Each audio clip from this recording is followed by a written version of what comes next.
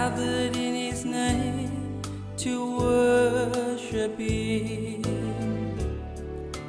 We have come into this place, gathered in His name to worship Him. We have come into this place, gathered in His name to worship Christ the Lord. Worship Him, Christ the Lord. So forget about yourself, concentrate on Him and worship Him. So forget about yourself, concentrate on Him and worship Him. So forget about yourself, concentrate on Him and worship Christ the Lord. Worship Him, Christ the Lord. As jy 'n skrifboek maak, as jy sal in die Bybel lees of ek het dit vir jou boekie oorgetik, is net soos jy wil. En ons gaan lees in Deuteronomium 18 vers 9 tot 14. En dis baie belangrik want dit is vanmôre die fondasie van dit waaroor ons gaan praat. Ons kom al 'n paar weke aan met hierdie reeks wat ons mee doen. En die reeks gaan oor die merk van die anti-kris. Ons gaan nou so 'n stukkie van daai skrifgie ook lees. Maar kom ons lees net eers hierdie want dit is waaroor ons vanmôre gaan praat. Vers 9 begin ons en hy sê, as ons sien die opskrif in die Bybel staan, die straf oor die waarsêers. As jy kom, die Here wat met ons praat, of gepraat het as 'n volk in die begin, as jy kom in die land wat die Here jou God jou sal gee, moet jy nie leer om volgens die gruwels van daardie nasies te doen nie. Daar mag niemand by jou gevind word wat sy seun of sy dogter deur die vuur laat deurgaan, wat met waarsêery, golery en met verklaring van voortekens of towery omgaan nie, of wat met besweringe omgaan, of wat 'n gees van 'n afgestorwene vra, of 'n gees wat waarsê, of wat die dooies raadpleeg nie. Want elkeen wat hierdie dinge doen, is vir die Here 'n gruwel. En om hierdie gruwels ontwil, verdryf die Here jou God hulle voor jou uit. Opreg moet jy wees met die Here jou God, want hierdie nasies wat jy uit hulle besitting verdrywe, luister na goelaars en waarsêers, maar wat jou aangaan, die Here jou God het jou nie so iets toegelaat nie. En ek wil hê met die agtergrond van dit waar ons as blankes in Suid-Afrika vanmôre hier bymekaar is, moet ons kyk na hierdie skrif, want hierdie skrif is sowaar 'n profetiese woord gewees in daardie tyd toe God hierdie woord laat skryf het deur Moses. Was dit 'n profetiese woord, nie net vir daardie volke van daardie tyd nie, maar ook vir ons wat vanmôre 'n geestelike Israel is, die volk van God. Want onthou, Ou Testament was die Jode die volk, beminde volk van die Here, en hulle het presies deurgegaan deur goed wat ek en u as die beminde volk, geestelike Israel vanmôre deurgaan wat hulle deurgaan. Ons bly ook in 'n land waar waarsêers, skoolaars, doordokters, sangomas, tokkelossies, allerhande goed heerskappy voer hier. Die ouens wat in beheer is van hierdie land is almal verbind aan voorvadergeeste.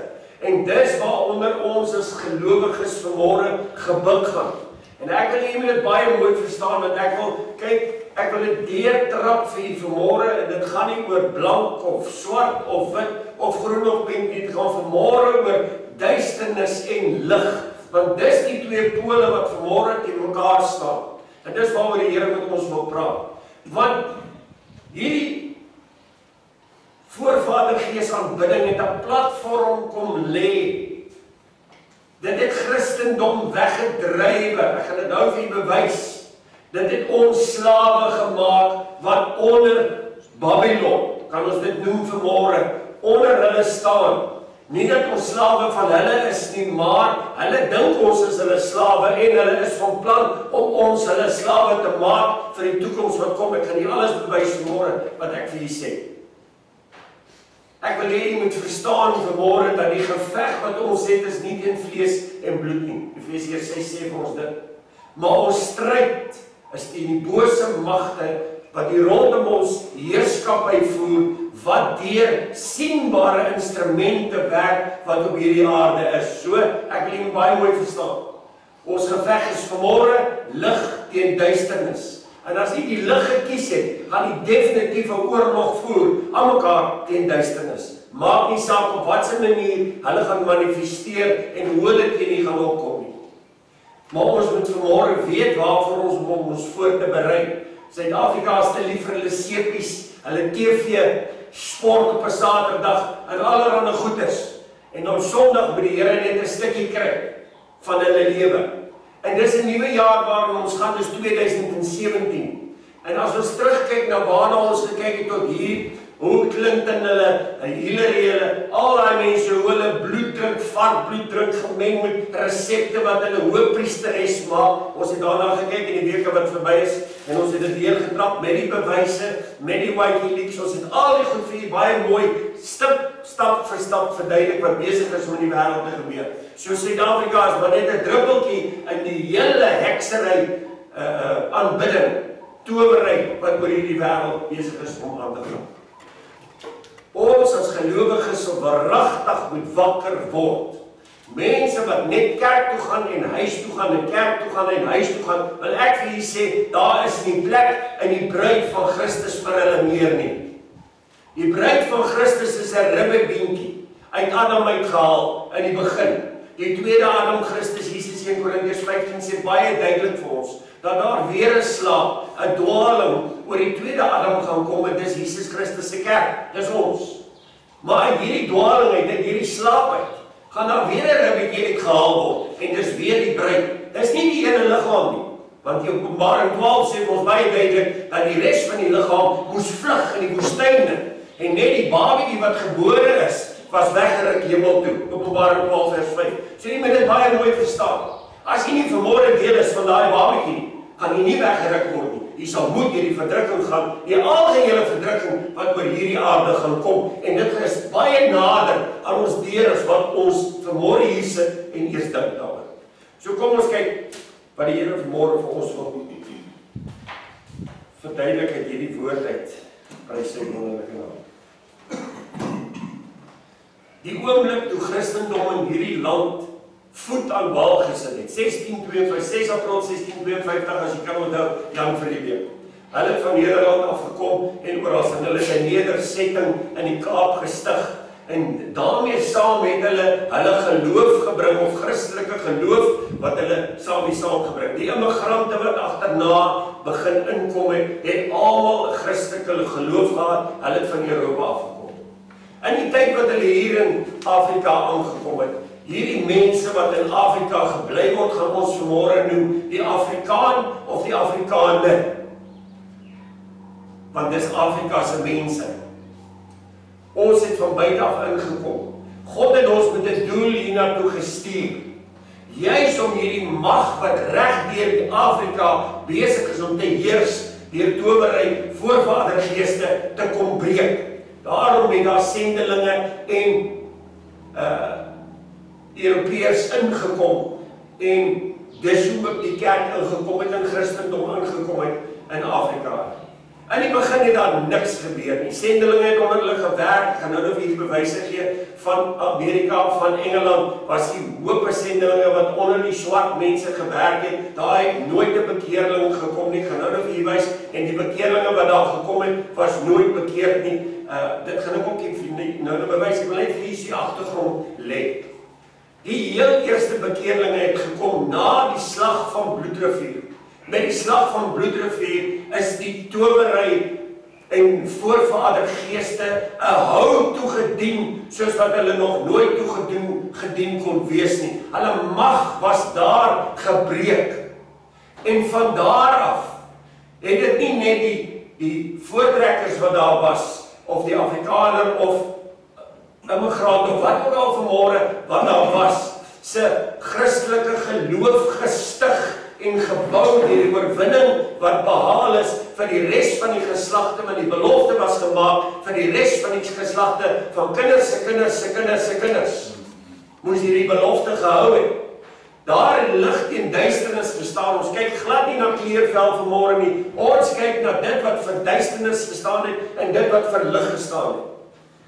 En ek wil vir u wys ook vanmôre, want daar is onderhoude gevoer met Swart Zulus in 1948 op die radio, wat sy oupas in die oorlog was, in 1836 se oorlog of 1838 se oorlog was, met Bloedrivier se slag, en wat daar gebeur het, en wat die oupas oorvertel het aan die kinders, van daai selfde Zulu impies wat daar besig was om te veg teen dit wat daar was, wat lig verteenwoordig. Okay, maar kom ons begin. Afrika se verknogtheid aan heidendom en heidensvlees en heksery en al hierdie. Dit is waarop hulle hele hoop is. Swart mense leef in vrees van voorvadergeeste. Vir elke ding in hulle lewe is daar 'n gees. 'n Gees wat vrees by hulle inboesem. Hulle is verskriklik bygelowig, soos jy in die lewe nie eers van weet nie. Ons het blankes in die land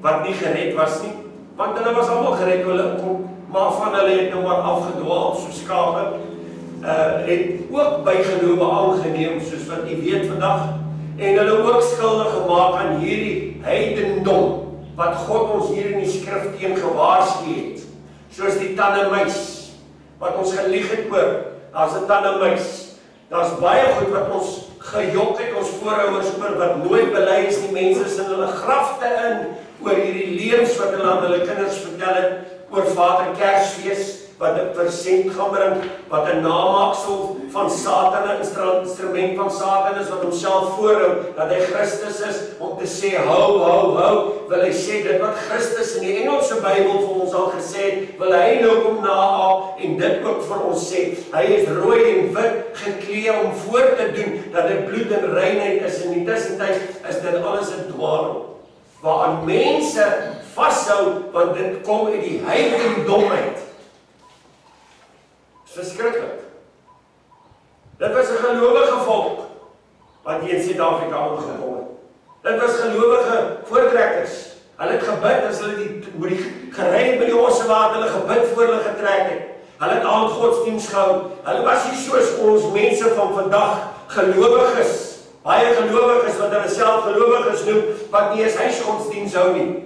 Elkeen is vir homself. Jy verstaan dit vanmôre. Dis die pad wat die Afrikaner geloop het, of die gelowige wat in hierdie land ingekom het. Hy het afvallig geraak, hy het sy God een kant toe geskuif, geloftes is net nie meer gehou nie, dit word net nie meer gehou deur hierdie land nie, want voorvader Gees het sy stempel begin afdruk, nie net by hulle nie, maar dit het ook oorgekom na ons toe wat gelowiges is, wat vandag die Laodisiese lou kerk van die Bybel is. Dis die kerk net voor Jesus se koms. En daarom is dit so gevaarlik, dat almal wat vanmôre in die Laodisiese kerk sit, wat se oë nie op die leidsman en die volëinder van hulle geloof Jesus Christus is, alleenlik nie. Nie Saterdag aanbidding hê en Sondag wil God aanbid nie. Ek wil julle 'n voorbeeld gee. Kom ons lees net so 'n bietjie. Met die ANC se feesvieringe in Bloemfontein, as jy kan onthou, is Suid-Afrika openlik aan voorvadergeeste toegewy. Daar was 'n hele seremonie. Daar's 'n bil wat vasgemaak was aan 'n boom. En Zuma, omdat hy nou die hoofkop was, moes 'n spies vat, want hy sê Zulu impie. En hy moes met hierdie spies, moes hy daai bil doodmaak. Te midde van skreeuende en gillende swart skares, duisternis. 'n Staatshoof moet daarom iets sê. Wil ek vir julle sê vanmôre, hy moenie 'n dier doodmaak op TV waar almal dit kan sien. En bosmaniere en duiwelse maniere, duiwelse danse, die tromme begin speel om almal op te stoot en al hierdie goed, ek weet nie of jy daai goedes gesien het, dit was verskriklik. Duiwels. En met dit het hulle die hele Suid-Afrika weer teruggegee in die hande van die voorvadergeeste. Hulle het opnuut 'n verbond met hulle gesluit, te midde van almal wat op televisie gekyk het, en die kerk het maar net teruggesit. Ek hoef hier sê, dan God, daar was 'n paar wat gebid het en gevas het daarteen, maar die res van die lou kerk het dit maar net laat verbygaan. En vandag sit ons met al hierdie gemors. Net omdat die kerk nie wou ingryp nie. Want daar was 2 keer waar die kerk ingegryp het by Bloedrivier en toe die Engelse hier in hierdie land ingekom het, dat so 'n klein boerevolkie die Engelse kon verslaan deur gebede, maar die Engelse het nie gebid nie. Kan jy dit verstaan vanmôre? Daar is bewyse in die geskiedenis dat gebed vir ons voorouers gehelp het omdat hulle gelowiges was. Want as hulle nie gelowiges was nie, sou hulle maar net deel wees van die res. Vandag is daar baie gelowiges, hordes wat hulle self vanmôre gelowiges noem. Maar die Bybel sê, ons het vanmôre gesing, daai liedjie is so pragtig as jy dit kan onthou, U is waardig om die boek te neem, dis van Jesus wat ons sing, sy seels oop te maak, die seels wat nou oopgemaak geword in hierdie tyd. Want U het ons met U bloed gekoop, soos wat ons hier sit, gees, siel, liggaam is elke een van U gekoop met die bloed van Jesus. Hy moes gekruisig word, doodgemaak word, geslaan word. Hy moes al hierdie dinge deurgaan sodat hy ons kon koop. Hy het die sondaar, die moordenaar, die heks, die Sangoma, hy het hulle almal gekoop. Hy het hulle almal eweveel dieselfde mag gegee om hom aan te neem, want hulle wat hom aangeneem het, aan hulle het hy mag gegee om kinders van die Allerhoogste God te word, sê die Bybel vir ons. So ons kyk nie vanmôre na klere en na ras nie, want die Here het nie daarna gekyk nie. Hy het gesê, Vader, vergeef hulle, want hulle weet nie wat hulle doen nie. Hy het nie net met die Fariseer gepraat wat daar gestaan het nie, hy het met elkeen, swart Jode, wit Jode, alle Jode wat daar voor die kruis by mekaar was, het Jesus meegepraat. Dat wil ek jy moet verstaan vanmôre. So, hierdie boodskap wat ons vanmôre hier het, is om vir u te bewys dat as ons aan die Here se kant bly, dan veg die Here vir ons. Dit moet ons verstaan vanmôre. Maar te midde van dit het ons ongelukkig die voorbeelde van dit wat deur die jare in die geskiedenis gebeur het. En dit bring ongelukkig volke teen mekaar en klere teen mekaar, maar dis nie wat ek en u vanmôre sien nie. Ons wil vanmôre sien hoe God gewerk het en die wonderwerke wat hy verrig het. En dat ons moet terugkeer na dit toe in hierdie laaste tyd nog te meer as ooit van tevore. OK, kom ons kyk daar. Gekoop met u bloed, elke stam, nasie, volk en taal. Halleluja, ons is duur gekoop deur Jesus bloed. Pragtige liedjie daai, uit die Bybel uit, uit Openbaring uit. Dis Openbaring skrif daai. So 1652, toe hulle voet aan wal sit, is daar 'n oorlog wat begin het. Want hier het Christendom in Afrika ingekom. Die heel eerste keer toe Jan van Riebeeck aan daai plek land, is die Bybel daar opgemaak en dit begin Nederduits NG Kerk, Nederduits gereformeerd, daar dit al begin in daai tyd. Dit was 'n Christelike kerk wat begin het in daardie dae. OK, so hier was oorlog verklaar teen die res van Afrika wat nog sou gebeur en wat nog sou kom. U weet jy, al die jare dat hoe die blankes verhoor is in Afrika, van bo af, u onthou die flieks wat ons gekyk het, Adios Afrika, en al hierdie goeders, dit was verskriklik, alles met pangas en goed het hulle mense doodgemaak, en dit was mense wat die lig na hulle toe gebring het, wat 'n plaasie gehad het, wat aandgodsdienst gehou het, al hierdie dinge het gebeur op in Afrika, en dit het afgekom, dit het in Zimbabwe, is dit nou nog aan die gang, Zimbabwe is nog vars in ons geheue, want ons weet dit en nou, ons het vreeslik gebid vir die plaasboere en hulle wat in Zimbabwe was, kan jy onthou, dit was 'n paar jaar terug, in 76 en daarom, het ons dus nou die dag, het ons gebid, almal van ons, ek was 'n jong man daai tyd, maar die kerk het almal gebid vir die gelowiges wat in Zimbabwe vasgekeer was en vermoor was. OK. Nou ja, dankie Here vir die ouens wat die Here gehelp het om daar uit te ontsnap. Kom ons kyk hier op bladsy 2. Van oral af het boodskappe gekom van Hindoes, toe hierdie slagting plaasvind van Zuma, daar, voor duisende aanhangers, waar hulle opgesweep is, deur die nag gedans en dronkparty gehou het, voorvadergeeste opgeroep het, want dis waarvoor die beesgeslag was, om aan die voorvadergeeste te offer en Suid-Afrika opnuut terug te gee. Dit wat in 1652 die lig wat ingekom het, is hier geneem, want die blankes was al die tyd in beheer en geregeer op die lig, kan ek sê, op die gelowiges, tot hulle oorgevat het nou in 1994. Toe kom duisternis en duisternis het alles oorgevat, broer en suster, en voorvader geest het weer begin regeer, en dis wat nou op hierdie oomblik regeer. En vir dit het ek vanmôre vir julle sê, weet ek, hulle kan my toesluit, want hulle sal dit ook doen, as hulle hoor wat ek vir julle sê vanmôre. Maar ek verteenwoordig vanmôre lig en nie duisternis nie. Nou sê ek, moslems, hindoes, ontspoorde kerke, noem hulle dit Rastafariërs, doordokters van oral oor die wêreld en oral oor die land, het hulle geluk gewens. Vir Zuma hulle almal geluk gewens, asof dit die grootste prestasie is wat daar ooit kon gebeur in die geskiedenis of in hierdie wêreld. Maar dank God vir 'n man soos Dr. Kenneth Meshu. Jy ken hom seker, die leier vir die ACDP, African Christian Democratic Party. Hy het ook 'n uitnodiging gekry. Ek wil net wys vanmôre, broer en suster. Hy het ook 'n uitnodiging gekry om na hierdie slagting toe te kom, hierdie offer aan die voorvadergeeste.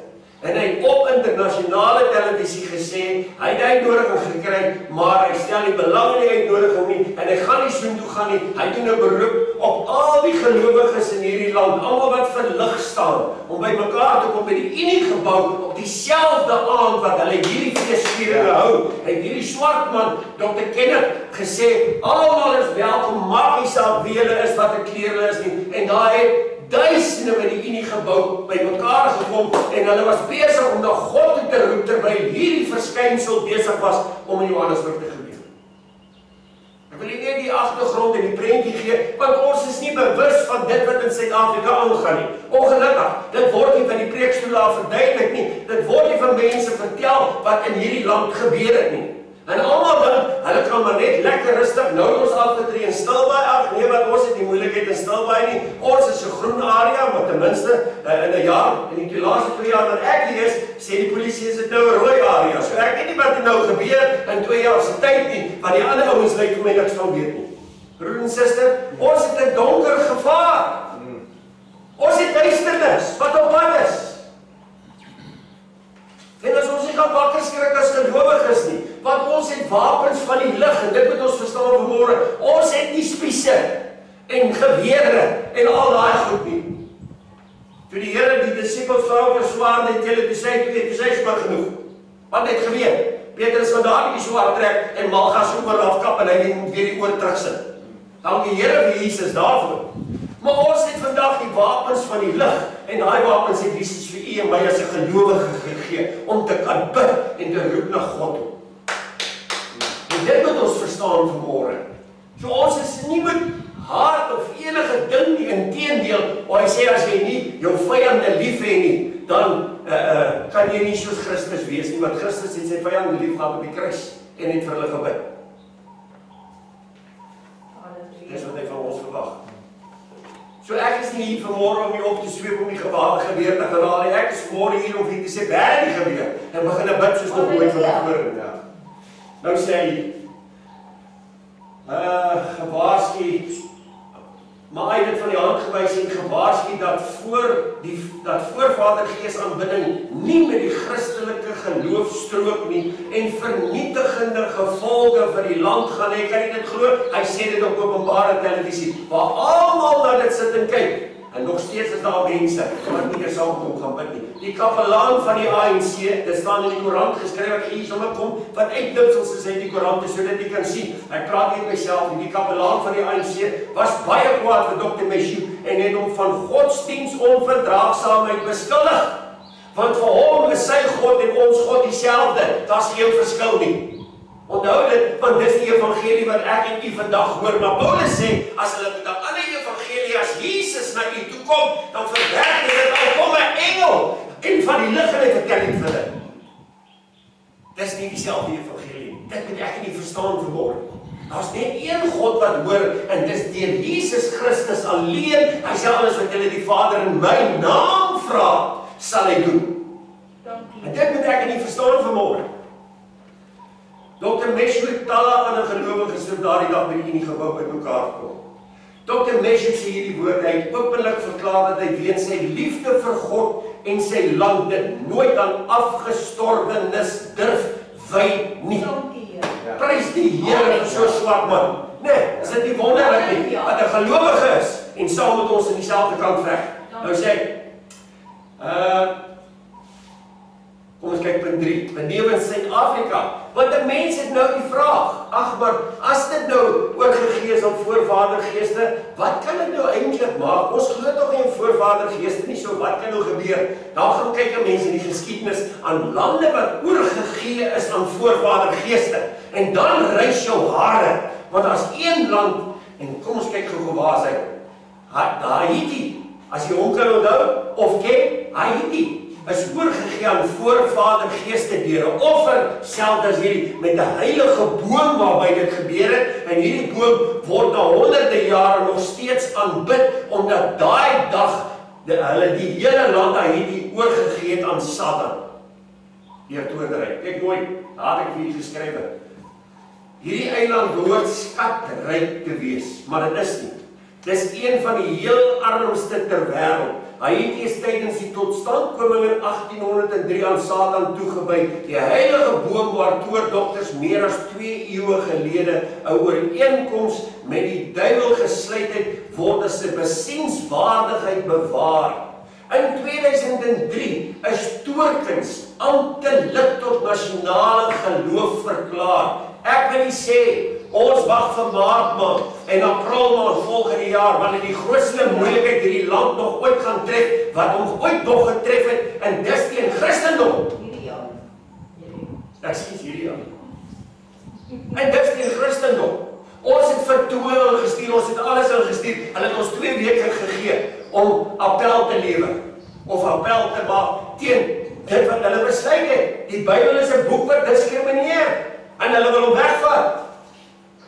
Hy diskrimineer teen homoseksuals, hy diskrimineer teen swartes en wittes en volke en nasies en hulle wil hom nie, want die God van hierdie Bybel is 'n bloeddorstige God. Dis die woorde wat hulle sê, bloeddorstige. Hy maak net dood.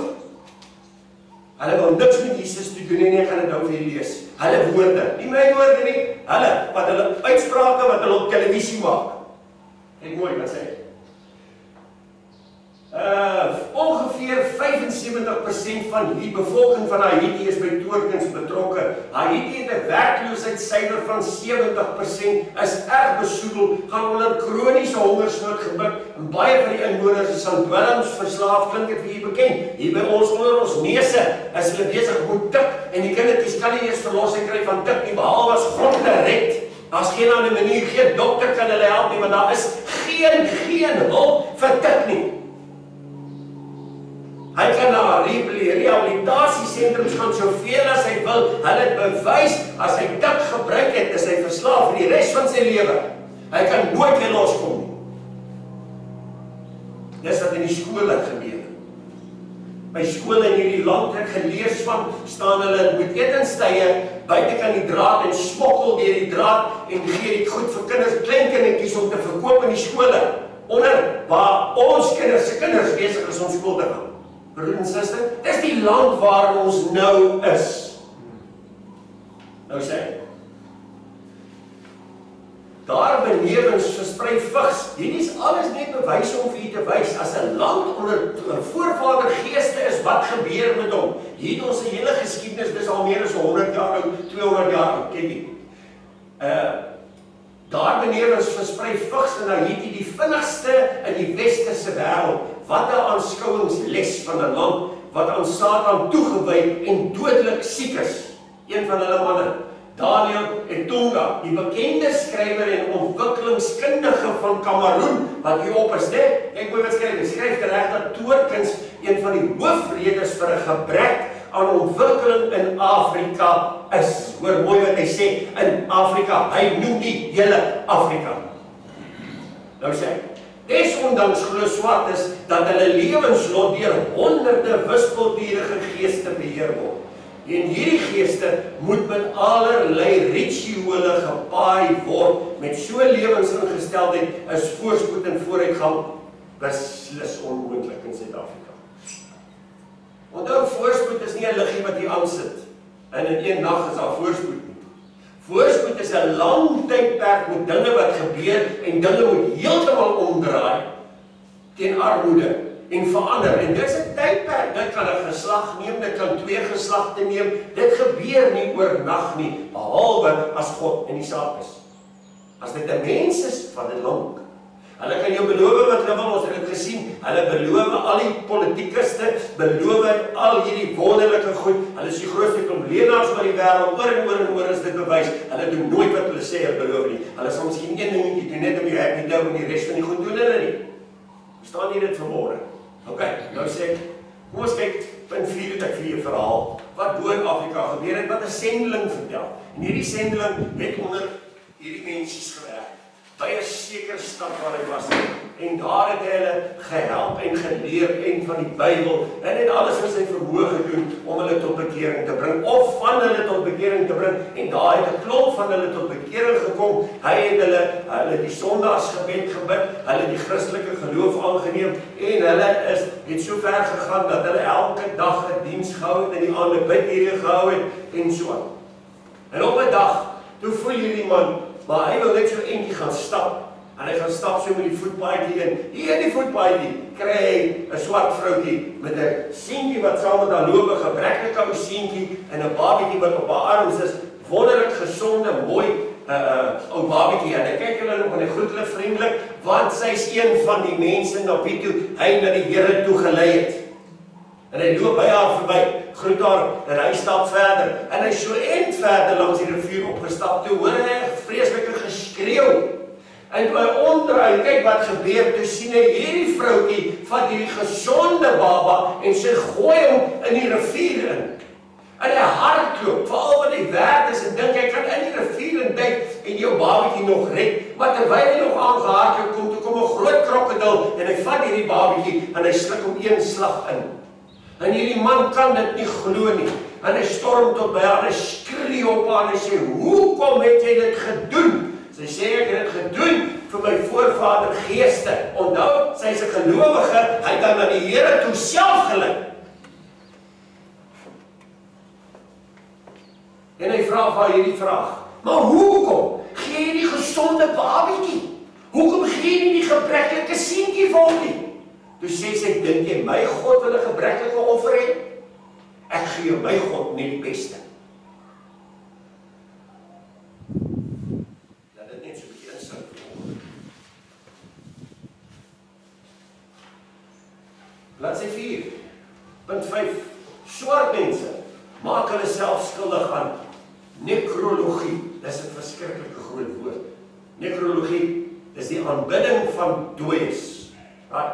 Toe Nelson Mandela sy asem uitblaas, volgens hulle, toe word hy 'n voorvader gees. En omdat hy soveel groot werk in Suid-Afrika gedoen het en hulle na vryheid toe gelei het, vryheid onder towery en onder voorvadergeeste, is jy nog nooit vry nie. Jy is nog 'n groter slaaf as wat jy ooit gedink het jy was as jy onder hulle is. Vryheid kom in Christus, want die Bybel sê, as die Seun jou vrygemaak het, dan eers is jy waarlik vry. Geen ander manier nie. So hier het ons vir Mandela, hy is 'n voorvadergees, net soos wat Maria van die Karoopse Katolieke is. So hulle bid na Maria toe, want hulle wil nie na Jesus toe bid nie, want hulle voel hulle is te sondig om na Jesus toe te bid. So hulle bid maar liewers na Maria toe, en Maria kan by Jesus 'n voorspraak gee, en Jesus kan op sy beurt weer 'n voorspraak by die Vader gee. Wat 'n klug! Wat 'n klug! Net om geld te maak, dis hoekom die Rooms-Katolieke dit doen. Hulle verkondig aan die evangelie, 'n Maria-evangelie. Maar ek sien in die Bybel staan, Maria moes 'n tortelduif vat en te gaan offer vir haar sondes. So sy was nie die heilige vrou as wat sy voorgegee het, sy was nie. Die Bybel sê, sy was vol sonde. Net Jesus was sonder sonde, broer en suster. Dit moet ons mooi verstaan vanmôre. Okay, so. Nou sien ons hier by hulle, Mandela.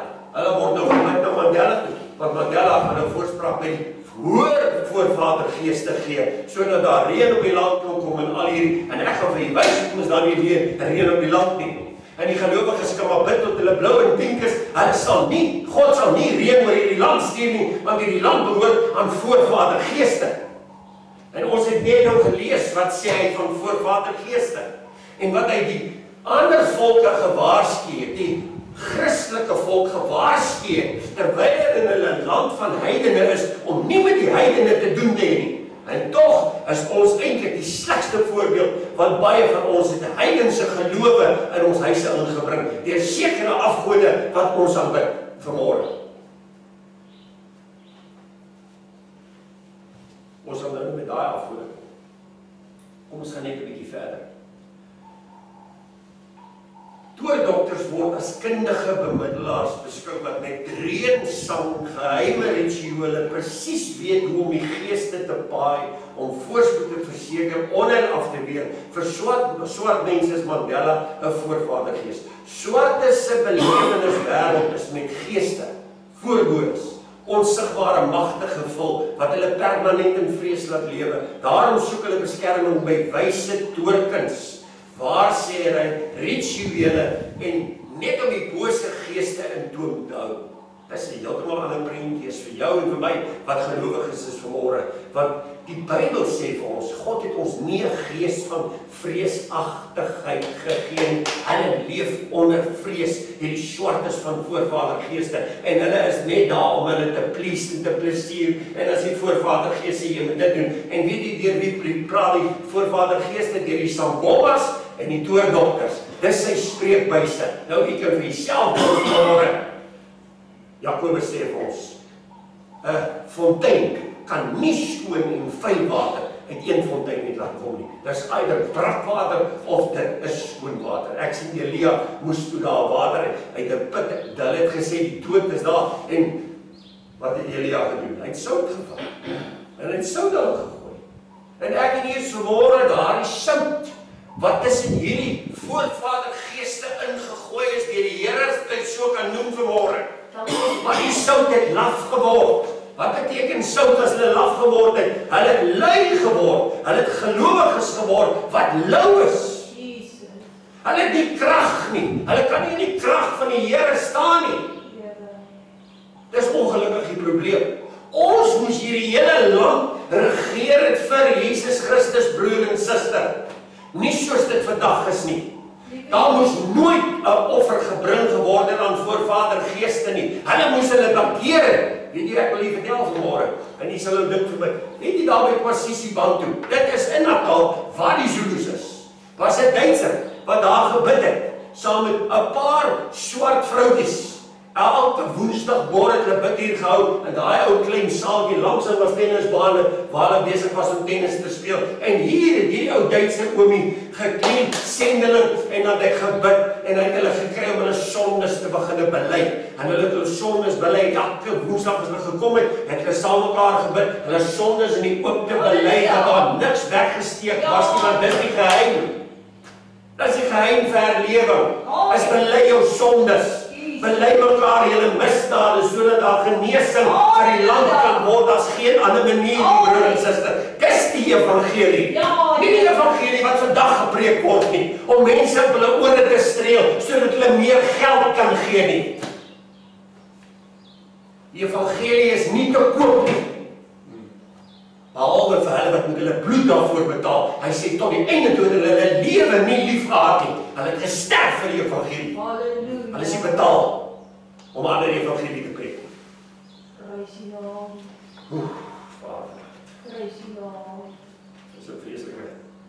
plek wat ons nou is, nou het ek skoon met raad verloor. Ek raak so ongelukkig om hier. Positieband.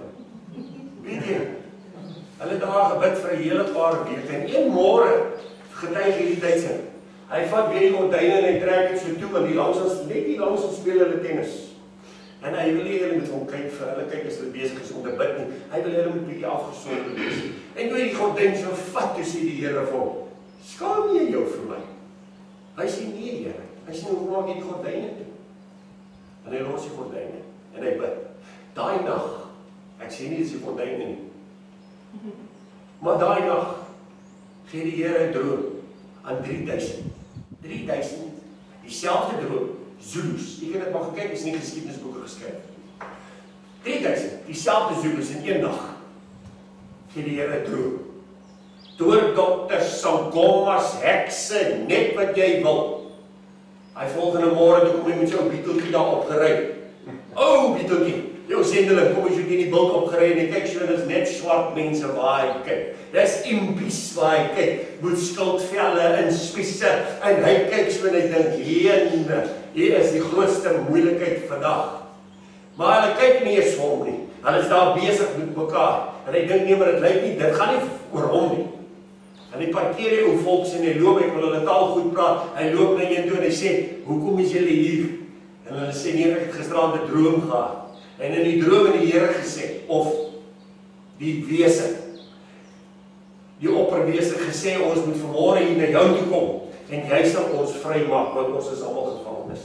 Hy loop na die volgende en die selfde droom, die volgende en die volgende en die volgende en die volgende ene.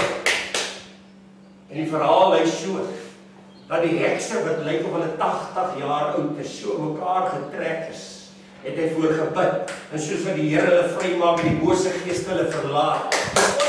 Glo nie, toe lyk daai iemand 80 jaar oud, dit lyk of sy 40 en 30 jaar oud is, na die geeste van, daar sy verlossing gekry. Dis opgeskryf in die geskiedenisboeke vanmôre, broer en suster. Dit is wat geluk, wat lig doen, teen duisternis. In Suid-Afrika weet nie meer nie. Hulle is so, die vuilwater het so die kerke geloop, dat hulle nie meer weet duidelik wat is lig en wat is duister nie. Ek onthou jare terug, was ons baie ongelukkig, toes my pa verskriklik ongelukkig, toe bring die AGS, wat daai tyd se Pinksterbeweging was, die eerste disco-ligte in 'n kerk in, om die jeug in die straat uit te trek, en dan speel hulle al hierdie roppe musiek, Christelike musiek, om die jeug in die kerk te kry. Nie meer vaste en gebede, of barensnood, soos wat Paulus vir ons die resep gee, die broer en suster, nie 'n maklike wy, volg die wy van duisternis. Maak hom net half lig, dan gaan hy al klaar beter lyk, en hy gaan al klaar 'n beter aanklank hê. Kan jy dit verstaan vanmôre? Pet en baie die homoseksuals. Moenie wel sê dis sonde nie, sê dis 'n leefstyl. Jammer julle goedjies, julle so gebore. Maar God se woord sê, dis sonde, en dit moet bekeer daarvan. Net soos wat 'n dronkaard moet bekeer, maar dis almal op die lys van sonde. Amen. Dis 'n land wat ons in lewe hier. En dis ons eie skuld. Maar ons is te min, die arbeiders is te min, sê die Here. Hy soek arbeiders, broer en suster. Ons sal moet ons weer verander, ons sal moet verragtig. Hierdie jaar, ek wil vir julle sê, hierdie jaar gaan 'n verskriklike jaar wees. As jy dink die ekonomie was laas jaar sleg, het nog niks gesien nie. Wat in hierdie jaar gaan gebeur, is baie erg. Ek wil nie uitlatings maak, maar ek wil vir julle sê, ek dink, laat ek dit liewer nie sê.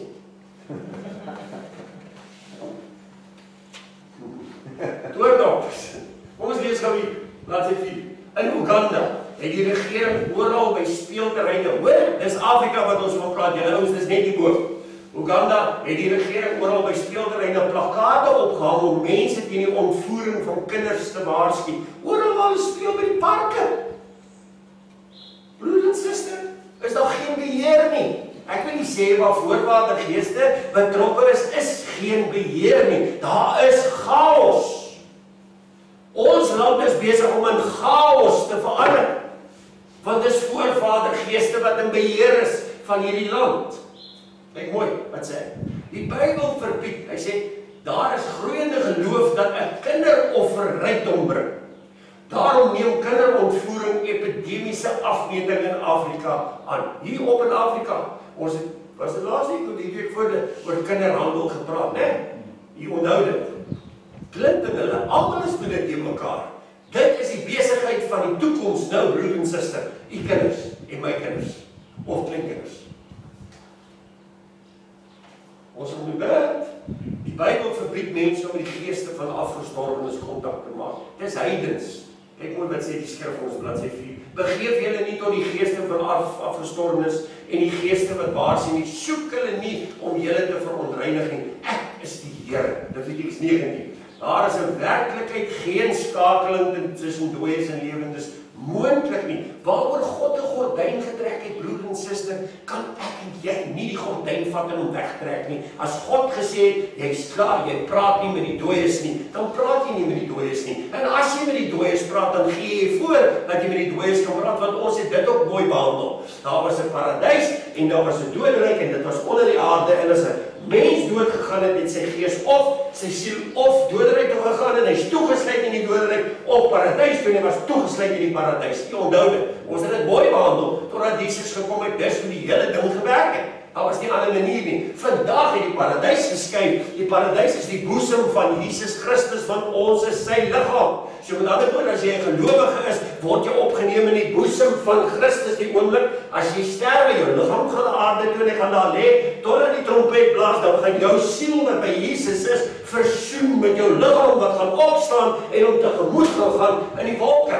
Dis 'n gelowige se toekoms. Dis die pad wat hy gaan loop. Maar die siel wat nie gered is, die gaan nog steeds na die doderyk toe en hy kan nie daar uit nie, wat Jesus sê, ek het die sleutels van die dood en die doderyk. Niemand sluit oop en niemand sluit toe nie behalwe ek. Amen.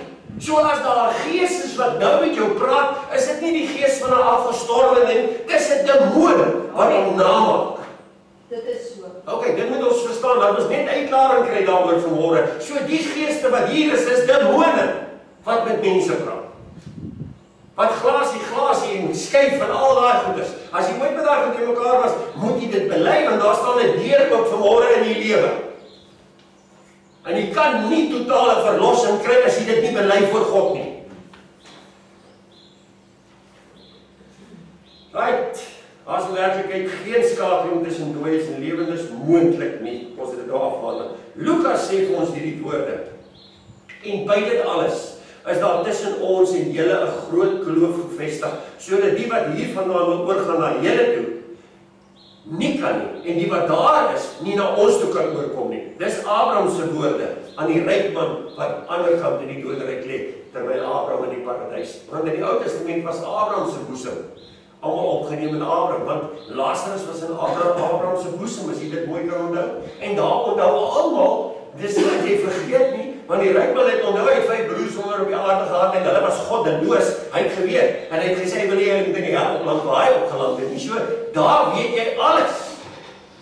Ek dink is meer gehighlight as wat dit ooit was. Iemand het gesê, die dag as jy in die hel land en jy wou nooit van ons kry van rook nie en aangehou moet rook of met drank of wat ook al jy dit gehad het, gaan die begeerte daarna 10 miljoen erger wees as wat dit hier op aarde is as jy verlang nou 'n sigaret en gou wil koop toe ry voor hy toemaak om nog 'n pakkie sigarette te gaan koop. Daai begeerte gaan 10 miljoen keer erger wees in die hel. Hy sê vanmôre vir my broer en suster, en weet jy wat, daar's nie 'n winkel waar jy toe kan gaan om 'n sigaretjie te gaan koop nie. Jy gaan met daai begeerte sit. Hy sê dit is soos 'n wurm wat nag. Lees die Bybel. Dit is soos 'n wurm wat nag. Hy hou nooit op. Nooit. Jy sien hoe van jou vleis weg. En die wurm sien dit en die skree en die gil. En dan sien jy kom jou vleis weer terug en jy sien hoe vlieg die wurm dit weer en weer. Is aanhoudend sonder ophou. Dit gaan nooit ophou. Dis 'n ewige hel. Dis nie net 'n rukkie en die Here kry jou jammer nie. Hy sê jy het 'n keuse gemaak. Ek het met profete gestuur, hulle het met julle gepraat en as julle nie luister nie profete nie, dan is daar geen ander weg. Ek het julle my woord gegee. Het nie 'n profeet nodig, jy kan net die Bybel optel en hom lees. Maar die probleem is, daar's baie ouens wie se Bybels in hulle huise so dik toe is van die stof dat die engel al met sy vinger aan die boodskap hulle oordeel al daar in die stof geskryf het op hulle Bybels omdat hulle dit nie lees nie. En hulle weet dit nie. Dis hoe vreeslik is. Kom ons kyk.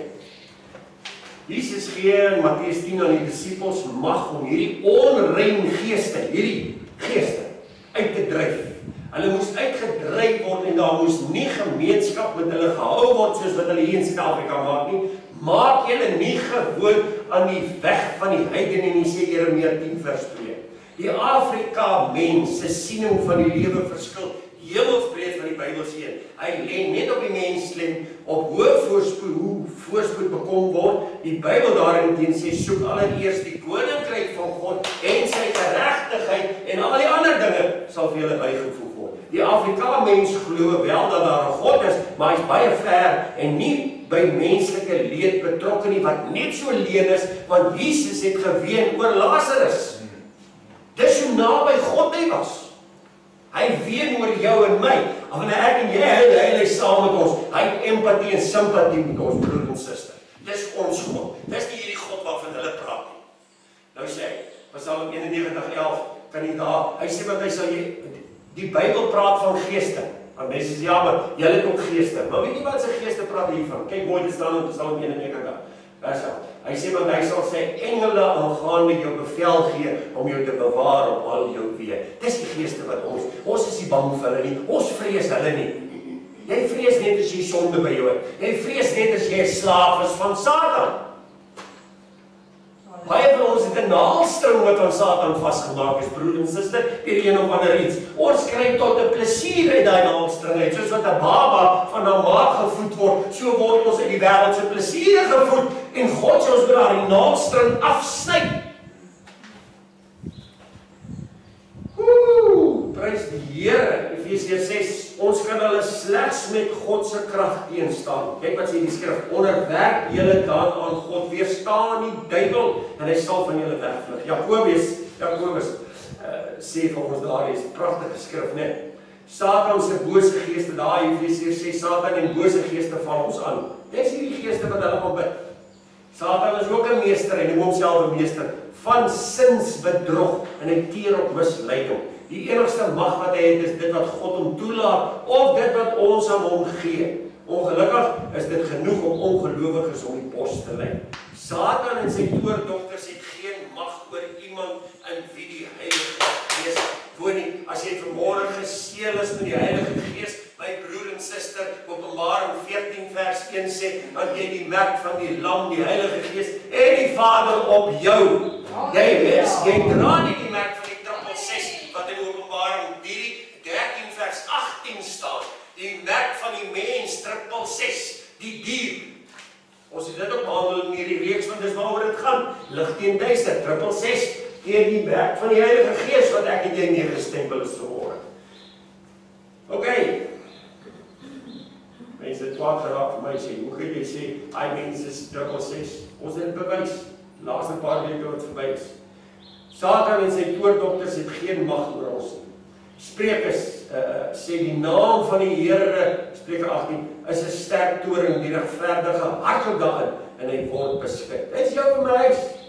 Gelowiges het nie rituele of geheime medisyne nie nodig om van die bose geeste ontslae te raak nie. Daar's baie mense wat moeties gekry het by toordokters. Ek weet van 'n vrou, ons was in, ek het so baie goed om nie te vertel die tyd op so.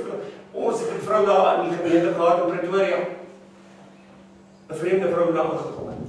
En ek het al so gekyk, sy het siekte gehad, sy het 'n gat hier gehad en die gat wil nie genees nie en al so.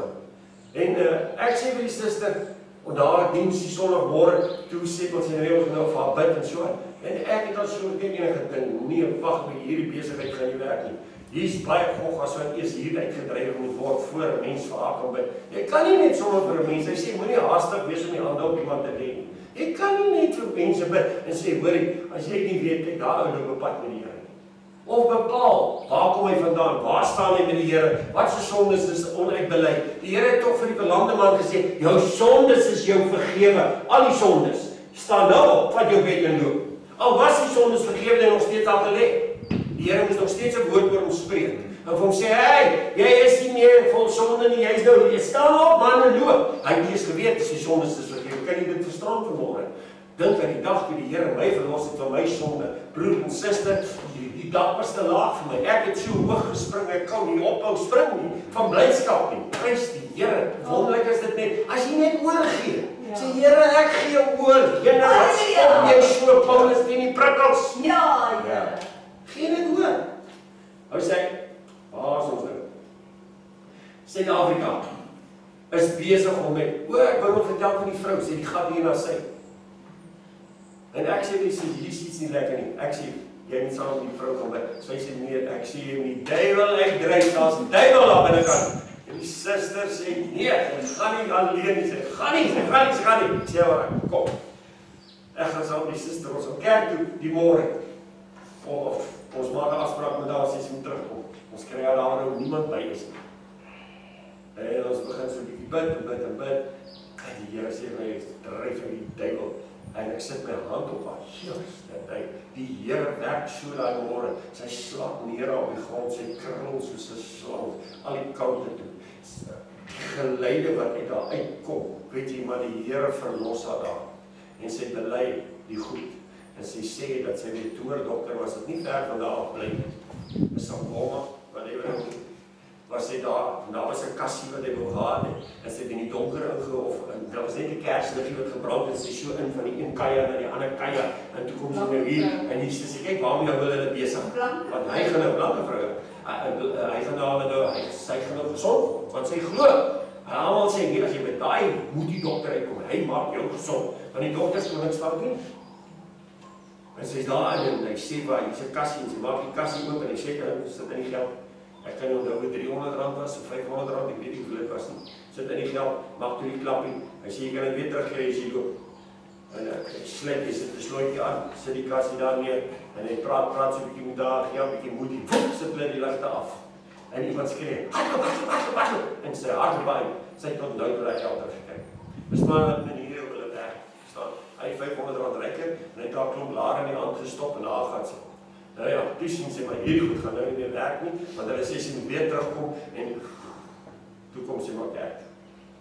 En toe verlos sy Here. Nou weet jy wat, die Here dag, aangeraak, die volmaak gees. Wat ek vanmôre vir wil sê, weet jy, maar jy moet 'n keuse maak, is 'n lig en duisternis. Jy kan nie half lig en half donker wees nie. Jy moet 'n keuse maak.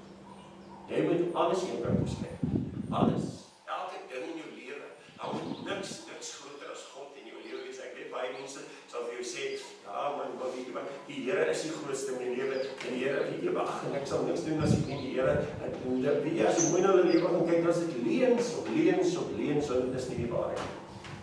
Want as God, die God in hulle lewe is, dan sal hulle, soos koning Dawid sê, wanneer dit nog donker is, dan maak hy al die dageraad wakker met sy gebede. Dis hoe koning Dawid was, en hy bid 7 keer 'n dag.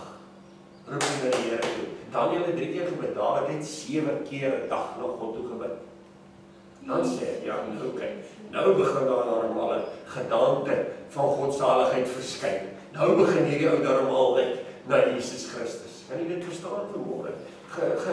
Gelowiges wat sommer net so jep hier langs die pad. Lewer vir my bewys wat doen jy in jou binnekamer. As ek sê, of as jy gelowig is, of as jy nie gelowig is. Paulus sê, my kragte, my dade bewys. Kom julle ouens, ons gaan. So Suid-Afrika is besig om met iets anders as die nag donker te word. En dis nie dat lig ontbreek nie, want die lig van God se woord brand nog steeds helder hier in Suid-Afrika, hier ons. Maar mense wil dit egter nie raak sien nie. My vraag vanmôre is dit verby in Suid-Afrika? Dit is 'n groot vraag. Want as ouens wat vir my sê, hoeveel wil al by my winkel kom en vir my sê, weet, dis verby in hierdie land. Dis verby. Ek is so bly my kinders is weg. Ek is so bly een in Australië, ek is so bly daai in Soontoe, daai in Soontoe, en daai in Soontoe. Pleks wil maar bly en gebid het. Dat die Here ons help, broer en suster, en 'n magtige herlewing in hierdie land bring. Want dit kan gebeur as ons almal saam staan. Glo my. Amen. Ons hoef nie in die gebou te gaan nie. Ons kan maar net eens stil bly op die plaas. Ja, ons is reg wil God aan bid. Halleluja. En ons kan bid hier, glo my, die Here sal dit doen. Kyk mooi wat staan hier. Dis verskriklik. Dit kom van Radio Pretoria af. Op Radio Pretoria is daar 'n gesprek uitgesaai op die program Landboukorps, wat die totale Christendom tot in sy diepste fondamente geskit het. Die gesprek het plaasgevind tussen meneer Jansen, omroeper en Dr. Philip de Tooy, regsgeleerde en voorsitter van die landbouwerkgewers organisasie. Ongelukkig kan ek hier net enkele van die vernaamste punte uitlig, want dit is te lank. Ek het maar net 'n paar. 'n Blanke Jesus Christus kan nooit die verlosser en zaligmaker van 'n swart man wees nie. Dis wat die man sê. Hoor mooi. Dis hierdie dokter wat dit sê, dis nie ek wat dit sê nie. Ek sê nie wat hy sê. B. In die swart man se taal word 'n blanke geklassifiseer as 'n ding. Ek het nooit geweet hoe kom hulle vir my so snaaks en toe ek saam met hulle gewerk die ding. Is 'n ding daai was. Is 'n ding. Ek het nie geweet wat se ding het van praat nie. Hy het met my gepraat. Hoor, Jesus Christus word deur die swarte beskou as slegs 'n enkele voorvadergees van baie. Een van die baie waarin hy glo. Die wit mens is vir hom 'n mlungu. Ek het dit so gelyk as hulle vir my sê. Mlungu? Ja. Kyk jy wat beteken dit? Dit beteken opdrifsel. In sy taal. Die swartes beskou ons hoegenaamd nie as mense nie. Hulle beskou ons as dinge. En vra, hoe kan jy 'n ding lief hê? 'n Ding. Die woord liefde bestaan ook glad nie in sy taal nie. As hy vir 'n vrou wil sê ek het jou lief, dan sê hy hierdie woorde, ek is lus vir jou. Seks is al liefde wat hy ken. Hy ken geen ander liefde nie, broer en suster. Dis volgens hierdie man. Maar daar is niks wat God nie kan doen nie. Ek wil nie sê vanmôre. Punt 7 sê die eerste internasionale konferensie oor die Christendom wat by Telkom College op Olifantshoek gehou is. U kan dit seker onthou. Verskeie berig in die beeld in verband met die een van die sprekers, Nkosi Ndende, 'n dosent aan die Universiteit van Kaapstad se departement van godsdienstige studies. Hoor mooi, godsdienstige studies. Hoor wat sê sy? In haar lesing op die tweede dag van die konferensie het sy onder meer gesê, swart mense is miskien 'n naam Christene, maar nie in praktyk nie. Suid-Afrika is nie 'n Christelike land nie. Mense gaan Sondag kerk toe, maar neem Saterdag in voorvadergees aanbidding deel. Hoe reg is hy net, die skryf ek daar. Afrikaners aanbid sport op Saterdag, net soos die voorvadergees, terwyl die Afrikaan voorvadergees aanbid. Wat se verskil is daar? Sê jy heeltemal reg. Die Christendom is iets wat die swart mense aangeleer het, sê sy. Tradisionele gelowe, voorvadergees aanbidding is iets waarmee hulle gebore is en waar volgens hulle leef. Hoor mooi wat sê sy. Dis iets wat hulle aanleer nie. Christendom is net aangeleer. Hierdie goed is hulle mee gebore met voorvadergeeste. Kyk, ons is almal daarmee gebore, want ons het almal die ou natuur gehad een of ander tyd. En ons is wedergebore, dan God vanmôre met sy natuur, sodat hulle kan ook wedergebore word. Nou sê hy, haar opmerkings het 'n beroering onder die afgevaardigdes in daardie hoofstroomkerke veroorsaak. Sy het verder gesê dat selfs swart predikers van baie hoofstroomkerke, ons gaan nou kyk na toe, hoofstroomkerke preek in die dag oor die Christendom en in die aand neem hulle tradisionele, rituele en voorvadergeeste aanbidding neem hulle deel. Dis skrikkelik.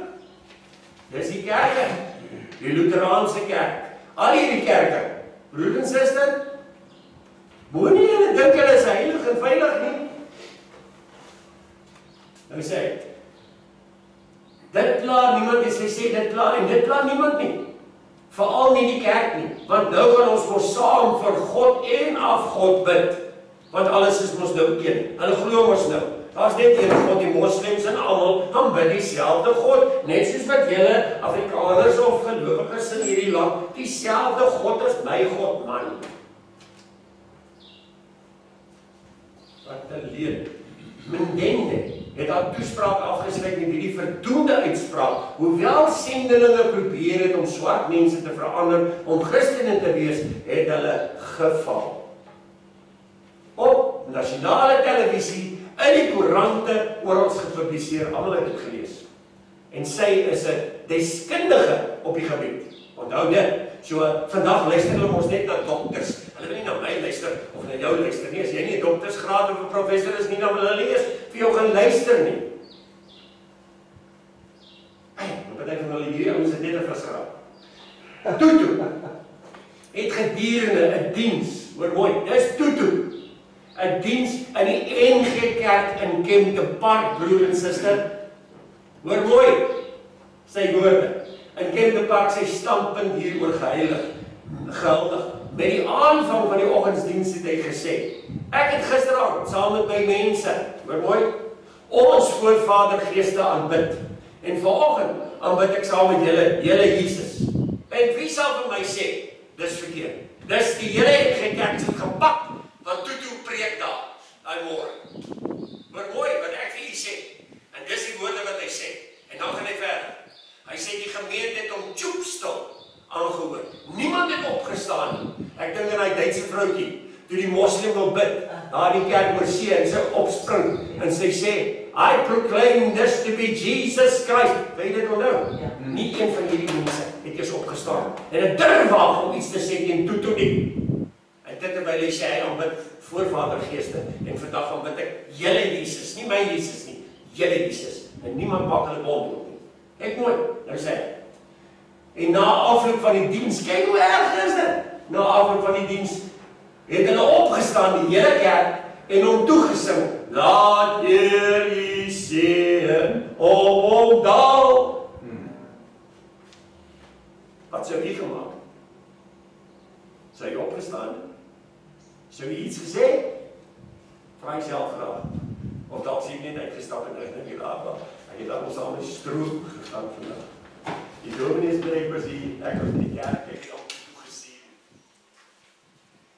Nie net in die Koran, ek het ons vanmôre van aangesig tot aangesig, die duiwel van aangesig tot aangesig gesien, want dis eintlik wat ons moet sê. En ons het niks in hom gedoen nie. Nie eens opgestaan en hom bestraf nie. Sommer 'n sak aangetrek en jou kop vol as gegooi het en geweet het toe gaan hy môre in die kerk en kom en sommer van almal hulle sê jou aangerand het, hulle sê jou uitgegooi en in die tronk gegooi, daai kerk.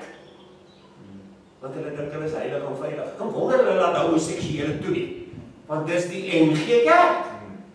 Hulle kan nie eens sien as die duiwel by hulle is nie. Dan God vir die paar wat die Here dien wat in daai kerk is, wat nie daar wil waai nie. Hulle het al vir my gesê, ek gaan nie in daai kerk nie, want wie gaan oorneem vir hulle te bid? Amen. So wat 'n jaar na die revolusie, dis vreeslike goed, so wat 'n jaar na die revolusie in die Belgiese Kongo uitgebreek het terroriste tydens een van hulle donker maan aanvalle, ook bekend as die nag van die swart uil. Hier by ons noem hulle dit mos die nag van Uhuru, met die steen 'n swart ouderling. Die steen van 'n swart ouderling. Dis 'n ouderling. Nou hy is nie meer 'n diaken nie. Hy is nie meer 'n gemeentelid nie. Hy is al 'n ouderling. Hy is lankal tot bekering. Hoor mooi. Met die steen van 'n swart ouderling. Masamba Kalabu, sy naam. En sy diakens die sendingstasie bestorm. Daar waar hulle tot bekering gekom het, broer en suster. Hulle het die hospitaal en die skool afgebrand. En die ou wat in beheer was daarvan, sy naam was Pater Lafevre. En die sendeling dokter aan 'n boom vasgebind. Al 5 blanke nonne verkragt. En met skerp stokke doodgesteek. Een het oorleef en later die grieptonele wat daarna plaasgevind het in die hospitaal oorvertel. Toe Masamba Kalabu uiteindelik met 'n mes voor Pater Lefevre gaan staan, vra die vir hom, hoekom wil jy ons doodmaak? Ek het jou dan self na Christus gelei, jou gedoop en al die jare het jy hom getrou gedien. Sy antwoord was, ek haat julle Jesus. En as die Jode hom nie gekruisig het nie, het ek hom self doodgemaak. Ek wil nie sê, broer en suster, moenie Suid-Afrika net so kyk nie. Ons is in die moeilikheid. As ons nie gaan bid en saam staan as 'n volk, 'n Christelike Israeliet, is ons in die moeilikheid. Ons kan nie meer so papperlage geloof in die evangelie nie. Hulle het ons ontwapen, meeste van ons, al ontwapen, as jy dit kan onthou, dit is die eerste tree.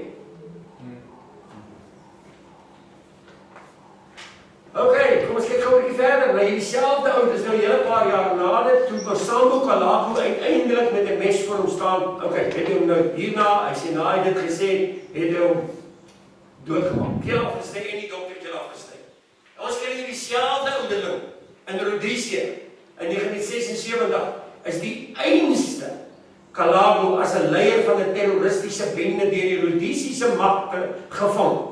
In die jeep op pad na die basis het Kalaku uitdagend sy woorde wat hy aan Pater Levere teenoor 'n jong luitenant het hy dit herhaal.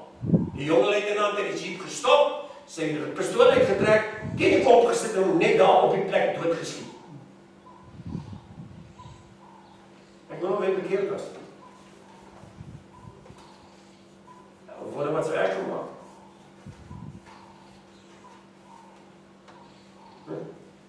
Groot vraag. Al wat hulle weet, is dat die waarheid en die leuen nou intussen so mekaar gesmelt het. En dit het 'n nuwe geloof geword. En hierdie geloof is, ons is almal een. Ek is nie een met 'n voorvadergees nie. Dit kan ek vanmôre 'n brief gee. En die wat op die kerkbanke agtergebly wat opstaan en sing, laat Here seën, het dadelik 'n menigte leraars versamel om hulle in die oor te streel met hierdie ander Jesus se ander evangelie.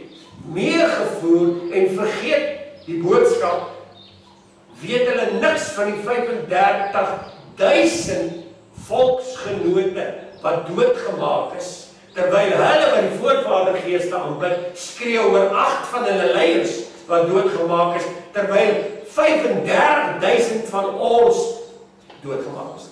Daaroor word nie woord gepraat. En jy dit verstaan vanmôre, broer en suster?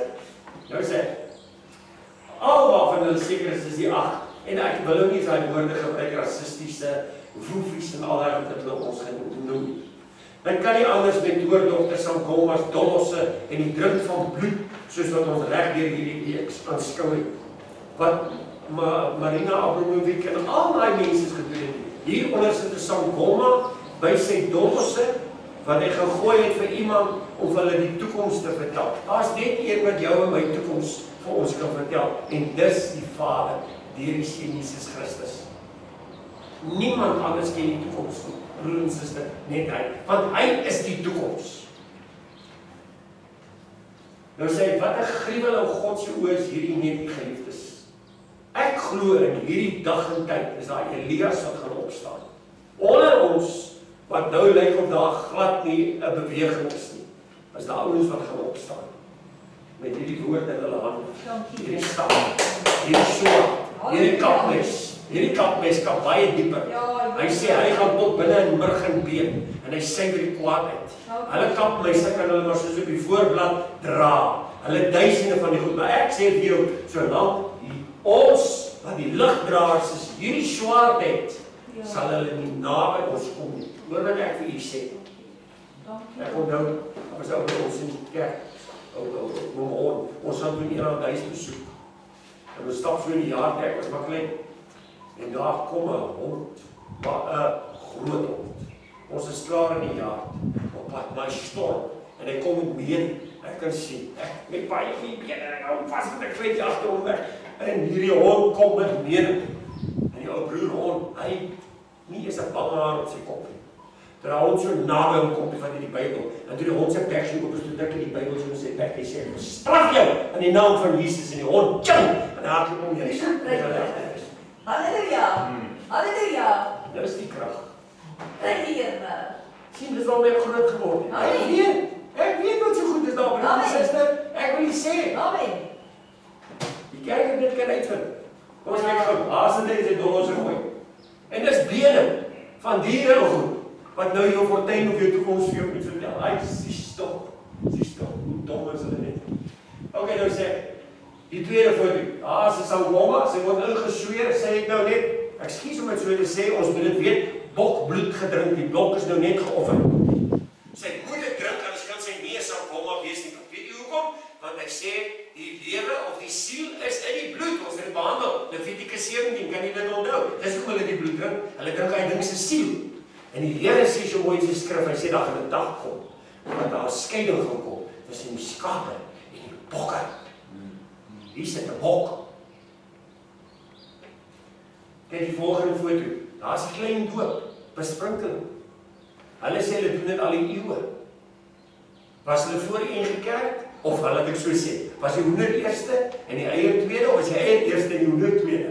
Wie doen die besprinkeling eerste? Was dit hulle? Of was dit die kerk? Kom, ek vra jou vanmôre, want hulle sê hulle doen dit eeue, nog voor die blanke hier was. So wie eerst in die wyndoop geglo? Waar kry die ander kerke dit vandaan? Net 'n vraag vanmôre. Net soos Malema, dit gaan nou gou weer lees. Net soos Malema wil Mugabe ook nou finaal met die oorblywende blankes in Zimbabwe afreken. Op 18 April het hy voor 'n skare van 10.000 volgelinge sy planne vir 'n holocaust teen alle wites in die land bekend gemaak. Volgens hom het die wites dwars deur die geskiedenis nog niks anders gedoen as om die swart rasse uit te byt. Die wites uit te byt. Wites is 'n onderdrukkende, misbruikende oneenigheid. Dis sy woorde, kriminele en bose ras. Daarom het ons besluit om elke wit man, elke wit vrou, elke wit kind in Zimbabwe uit te wis. Ons gaan ons swart Afrika-nasie suiwer van die siekte van witheid. Kom u hier agter dat die merk van die dier onder almal van hulle voorkom? Rykes, armes, alle kleure, geletter, ongeletter, die verderwer is hier aan die woord. Sedert 2000 het sy veterane, hoor mooi, wat sê die Koran, sy veterane al meer as 1 miljoen hektaar blanke grond beset. Sedert die jaar 2000.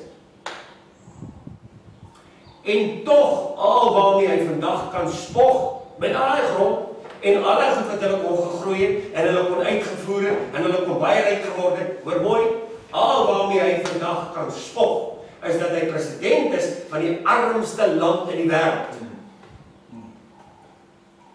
En die loon van chaos is soos altyd adio Afrika. Die vraag, my vraag vanmôre, wat het geword van die 60 miljard rand wat hy sedert 1980 nadat hulle al die witte so uitgemoord en verdryf het, gee Brittanje vir hulle 60 miljard rand. Hy gee dit nie terwyl die blankes daar is wat in God glo nie. Dis Brittanje, broer en suster.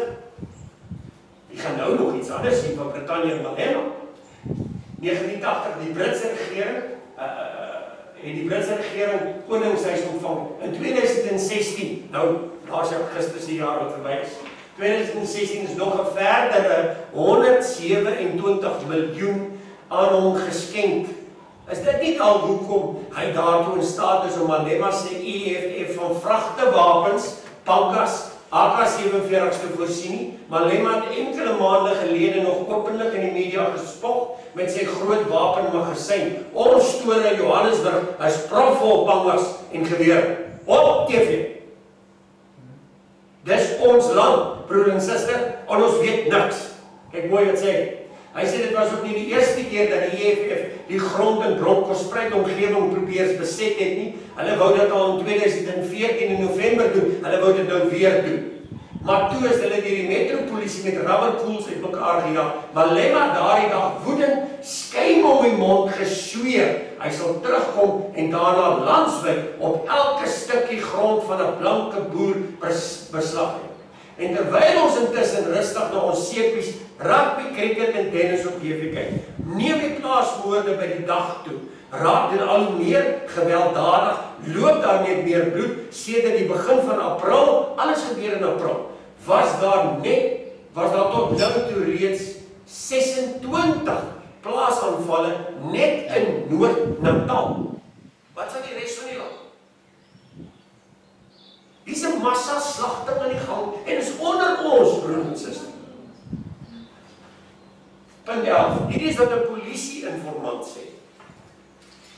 Se waarskuwing. Die meerderheid blankes het nie die vaagste benul van hoe drasties die geweldsituasie in die land hierdie jaar reeds toegeneem het nie. Almal staar hulle blind in die klompie opstandige studente wat lawaai en bokspring en glo dat dit sal vroeër of later weer tot 'n einde kom. Jy sien mos hoe gaan hulle by die universiteit aan. Nou sê, maar ons wat in die polisie is, sien die groter prentjie. Daar is daagliks letterlik dosyne gewelddadige optredes swart jeugdiges en die redes of die verskonings wat aangevoer word, is altyd dieselfde.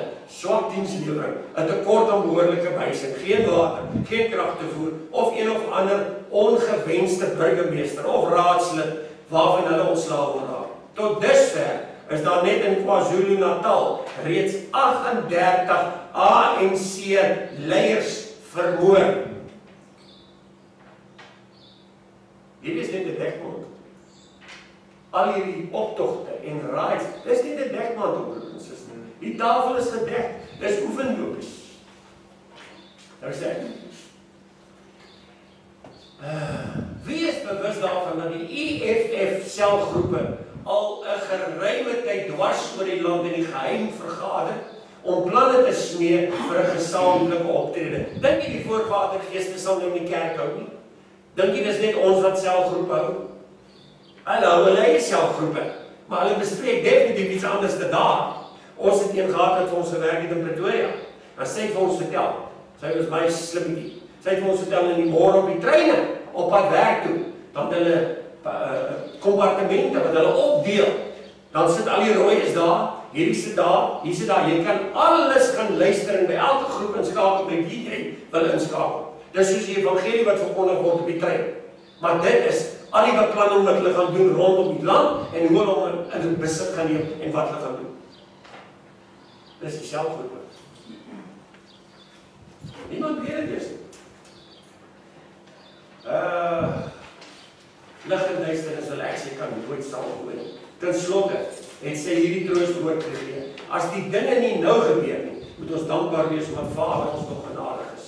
Maar as dit wel sou gebeur, moet ons ook dankbaar wees, want dan is ons lang verwagte vryheid op hande. Malema het reeds aan die media gesê, Zuma staan tussen die EFF en die vyand, die blankes, dis die vyand, alle vyand hoor. Hy moet dus eers van die impie ontslae raak, voordat hy by ons kan uitkom, soos Dingaan van sy impies ontslae geraak het. Kan jy onthou, hoe hy Shaka Zulu vermoor het, en toe sy ander broer vermoor het, en toe almal vermoor het, wat hy gedink het, is gaan dalk teen hom kan opstaan een of ander tyd. En toe 300 swart vrouens gevat het, en lekker in 'n plek gaan bly, soos koning, en 10 jaar daarna, is dit die slag van Bloedrivier. Kan jy dit onthou?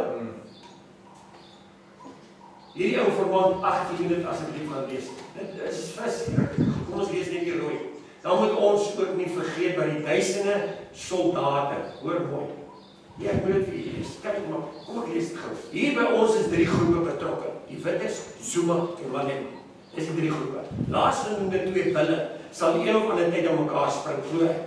En sou dit gebeur dat een van die 2 sterf, sal 'n Witte die skuld kry. Malema se stelling op Al Jazeera dat hy oor die loop van 'n geweer van Zuma ontslae gaan raak, is 'n klinkbare bewys dat hy reeds oor die nodige wapens beskik.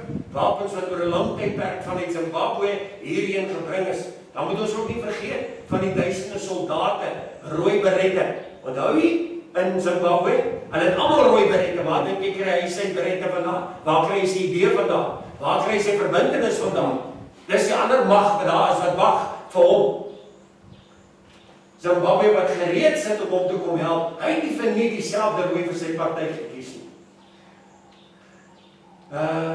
Sonder gewere en soldate sal Malema nie sy slag kan lewer nie. Hy weet ook dat Zuma die weermag teen hom gaan inspan. Maar na Zuma se korrupsieskandaal en die betrokkenheid by die Guptas, is dit te betwyfel of hy nog die hele weermagstelsel ken nie. Maar aan die ander kant weet ons, dat indien die weermag Zuma in die steek laat, hy gaan staat maak op die groot Chinese, oor mooi, militêre mag wat hy hier in Suid-Afrika opgebou het. Hoekom dink jy so baie Chinese? Ja.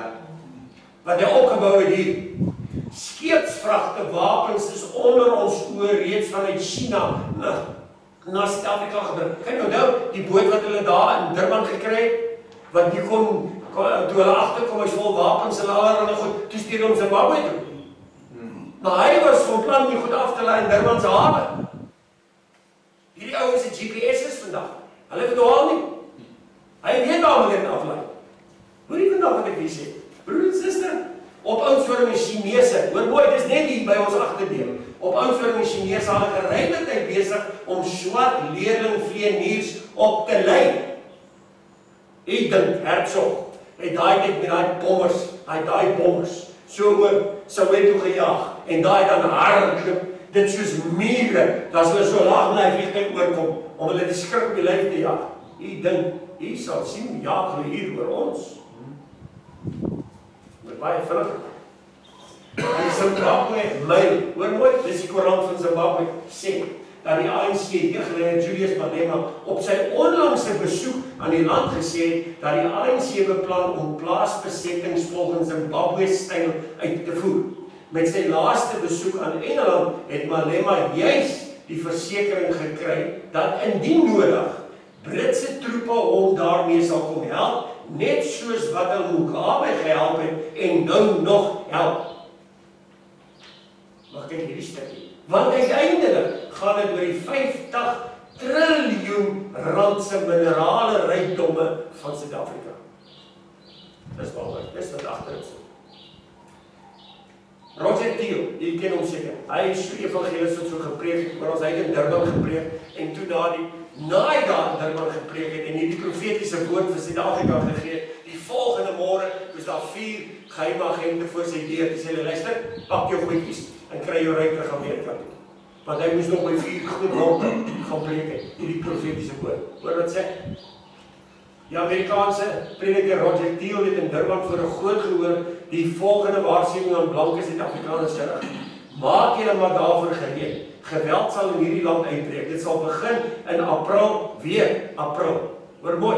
Ons is volgende jaar met daai ding van Maart, April oor die Christendom. Broer en suster, hulle hou van April. Het hy nie die jaartal genoem nie. Hy het gesê dis in April, Mei. Julle rand sal niks werd wees nie. Dis nou wat hy sê. Niks werd wees nie. In 1994 het ons net meer as R2 vir 'n liter brandstof betaal. Nou is dit R15. Julle bloed gaan in die strate loop. Julle moet tot God bid dat hy julle land, julle huise, julle besittings, julle geliefdes, julle vroue, kinders in daardie uur van verskrikking sal uitspaar. Wees voorbereid op die geweld wat sal uitbreek. Bloed gaan in die strate loop. Alles in die land gaan afgebrand word. Ek kan in die moeilikheid kom deur dit te sê, maar ek gee nie om nie. Ek is reeds tot by my ore in die moeilikheid. Hulle sal al julle liggame sluit. Dit sal gesluit wees vir almal behalwe hulle wat toegang het op grond van verdienste, herkoms, autoriteit ensovoorts. Maar as jy nie 'n nommer het nie, as jy nie op hulle naamlys en as jy nie op hulle naamlys verskyn nie, sal jy nie die land mag verlaat nie. Roger Thiel sou nog 4 ander stede besoek het. Die belangrikste waarskuwing wat hy gegee het, was dat ons alle dekoratiewe Afrika potte, beelde, maskers, diereskedels, horings, asook vrymeslaverwante boeke en so meer uit ons huise moet verwyder en ons huise met olie en gebed moet salf. Broer en suster, hoeveel mense het jy hierdie Afrika look in hulle huis, dit is bose geeste wat daar hang. Ja, amen. Jesus. Die onskuldige African art. En dan koop hulle dit by hulle, want hulle kry hulle jammer, want hulle is hier langs die pad, ons het hulle ook gekoop, dan God het ons vrygemaak, jare terug, van daai goed, om hulle stikkende kap en te verbrand, op pad Richards Bay toe, daar by St. Lucia, daarom het hulle so langs die pad gesit, dan verkoop hulle al hierdie goed wat so uitgehol is, uit die boomstam uit, dat hulle al hierdie Afrika gesigte, en hulle is wreed, en hulle al hierdie goed is. Kan jy dit onthou? Mense het dit in hulle huise, dis afgoedery, staan daar beeldjies, tokkelossies, net so groot, mooi hartjies gekam, mooi uitgekerf, dis die tokkelossie wat in die huisie staan. Kap aan die kop af. Om die arm swart te stel, dis bose, jy bring daar die bose geeste tot in jou huis, hoe gouer jy hulle uit jou huis het kry, hoe beter is dit vir jou en jou hele gesin. Dit is soos 'n magneet, dit trek. Ek glo en vertrou dat die een van ons wat die tekens ken, of die van ons wat die tekens ken, die Heilige Gees wat vir ons gewys en openbaar, ook betyds die onweer sal sien opsteek en die nodige doen. Julius Malema het dit verlede week op TV mooi en duidelik vir ons uitgespel. Verlede week, wagtyd is verby. White people must never think we have abandoned the land question. We will never abandon it. We are the land. Our identity is our land. We are nothing without our land. We are coming for you. terwyl hy sy vingertjies so uitsteek. Ek sien die EFF verklaar op hulle amptelike Twitterblad dat die ANC hulle nie met die weermag gaan terughou nie, dat hulle sal terugveg. Nou weet ek nie wat hulle beplan, wat so groot gewees dat Zuma die weermag moet gebruik om hulle te stop nie. Broer en suster, dis nie klein goedjies die jy tussen die lyne lees. Moord en roof het hoogte ingeskiet. Weet jy, dat van 94 af tot nou toe het misdaad 711% meer geword in die land. Dis 'n verskriklike syfer. Korrupsie deur hooggeplaastes. Hierdie ontwrigting kan nie iewers nie nabye toekoms verdwyn nie. Voorspoed wat soos 'n lig wat aangeskakel word, het ek net op u gesê. Ontwrigting is 'n deel van die heidene se politieke model. Die vraag is nou, wat kan ons as gelowiges doen? En ek wil afsluit met dit vanmôre vir u. Wat kan gelowiges nou daaraan doen? Daar's twee moontlikhede. Ons kan iewers in 'n hoekie gaan sit, onsself toesluit in die hoekie van die eensaamheid, of wat ook al. Of ons kan, die ander moontlikheid is om soos 'n rugbyspeler voor te berei vir hierdie geloofswedstryd wat ek en u nou ingaan, op pad is om in te gaan. Hierdie geloofswedstryd. Broer en suster, ons geloof gaan getoets word soos nog nooit in ons hele geskiedenis, nog nooit in ons lewe nie. Glo my vanmôre. Jy weet, ek dink hierso op die volgende bladsy trek hulle by Bloedrivier die 64 baan so daar opsirkel. Van die ene rivier, Boggensrivier, na die ander rivier wat vandag die Bloedrivier genoem word. So, na mekaar toe. 64 baans. Dink daaraan vanmôre. 64 ossewaans. Teen 'n hele mag, 'n Zulu-mag. Gaan nou Andries Pretorius. En nou sal ons hier bid hierdie gebede. Here, weet jy wat? Ek wil u sê, dit was manne wat op God gestaan het. Hulle is 464 manne. Dis al teen 20.000 impies. Iemand het eendag gesê, Winston Churchill, het gesê dat dit was in die 80e jare, vroeg 80e jare, of het dit in die Reader's Digest gestaan, dat Winston Churchill gesê, as hulle vir elke Chinees 'n mes gee, net 'n mes, en vir elke Chinees opdrag gee, om Amerika toe te marseer, en almal dood te maak wat in Amerika's, sal hulle al hulle wapens, elke patroon opskiet, hulle sal alles opgebruik, en daar sal nog genoeg Chinese wees, om elke Amerikaan dood te maak. Dan dink ek aan hierdie 20.000 impies, 400, en weet jy wat, hulle het die masjiengewere gehad soos ons vandag, en pistole wat aan mekaar skiet nie. Hulle moes voorlaai, en dan moes hulle weer korrel, en dan moes hulle weer laai, en korrel, en terwyl die duisende is, en dis nie mure soos hierdie, wat hulle keer nie, dis ons baas met seile op, wat die spies dwars neergaan, en dat die een van die ouds gewond is nie, behalwe een ou, wat geglyk beval hy met sy kop teen die water. Halleluja. Ek wil sê, as die hoër hand saam met ons is, Halleluja. ons het niks anders nodig. Halleluja. Ons het niks anders nodig. Kyk die Here gee van ons 'n woord. Juda het dieselfde pad geloop as wat ons vandag loop. Dieselfde pad met die heidene in Babylon en alles wat met hulle gebeur. Maar kyk jy wat sê, die gelowiges in Juda het gesukkel om vorentoe te kyk. Want dis waar ek en u verborge staan. Ons staan verborge op die eerste dag van 2017. En as ons terugkyk na 2016, en ons kyk terug na nog verder, ons gaan in die 90er jare in, en ons kyk na ons kinderdae, en ons kyk terug na daai tye, dan verlang 'n mens na jou kinderdae en die veiligheid en alles wat in hierdie land was. Is dit nie so nie? Die Christelikheid en alles wat daar was, huisgodsdienst en al hierdie goed wat daar was, dan verlang 'n mens tog na dit terug. En dan as 'n mens vorentoe kyk, dan sê Juda, en Juda het net swart gesien toe hulle vorentoe kyk. So donker was hulle toekoms. Vir 70 jaar gevangenisse. Hulle het nie geweet 70 jaar nie, maar hulle het geweet dit gaan baie lank wees. Dalk gaan hulle kinders uit die land uitkom. Hulle weet nie. So, hulle het liewer teruggekyk. Hulle het hulle viole opgehang waarmee hulle gespeel het. Hulle musiekinstrumente het hulle opgehang daar. Dis waar die liedjie vandaan kom, by the rivers of Babylon, where we sat down En hulle het hulle goed opgehang, want hulle wou nie meer musiek maak nie. Hulle was mismoedig, hulle was moedeloos. Toe hulle na al hierdie goed kyk en na al hierdie goed luister. En dis baie van ons hier in Suid-Afrika sit met dit. Jy kyk dit op televisie en jy dink, heerlikheid, die Here met my maak omhaal, want ek wil nie meer hier wees nie. Ek wil nie in hierdie tye wees wat lewe, wat kom nie. Ek wil nie sê as jy nie reg is nie, gaan die Here jy definitief nie kom haal. Jy gaan deur die groot verdrukking moet gaan. Dis net nie wat reg is wat hy gaan kom haal. Dis die babietjie wat gebore gaan word. Jy moet reg wees. En as hierdie goed nie vir jy vertel word nie, dan, en dit bring nie iets by jy op, om te sê, maar weet jy wat, ek moet opstaan. Soos die verlore seun. Hy het gesê, ek is moeg om net hier te sit. Ek moet opstaan en teruggaan na die huis van my Vader. Halleluja. Jy moet dit net doen. Dit help nie om hier uit te stap en te sê, nou weet ek, nou woord gekry, nou gaan ek, en môre is die battery pap. Dan gaan daar niks weer aan nie. Tot volgende Sondag se preek. Broer en suster, dan moet iets in die lewe gebeur. Dan moet 'n besluit kom, 'n innerlike besluit teenoor God, want elkeen van ons is selfverantwoordelik vir ons verhouding met die Here. Jy moet 'n besluit neem, 'n vaste besluit. Dawid sê, skep in die binneste vir my 'n vaste gees, Here.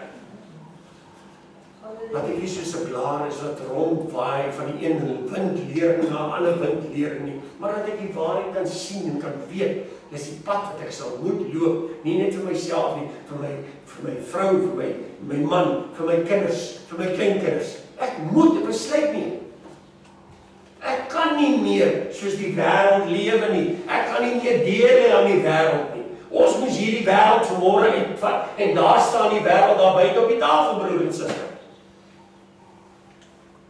Ons moet dit uitvat vanmôre, want ons kan nie duisternis en lig meng nie. Ek was hierdie mooi woorde. Al verskil is Juda is gedwonge krygsgevangenskap beland het en die Christene in selfopgelegde gevangenskap.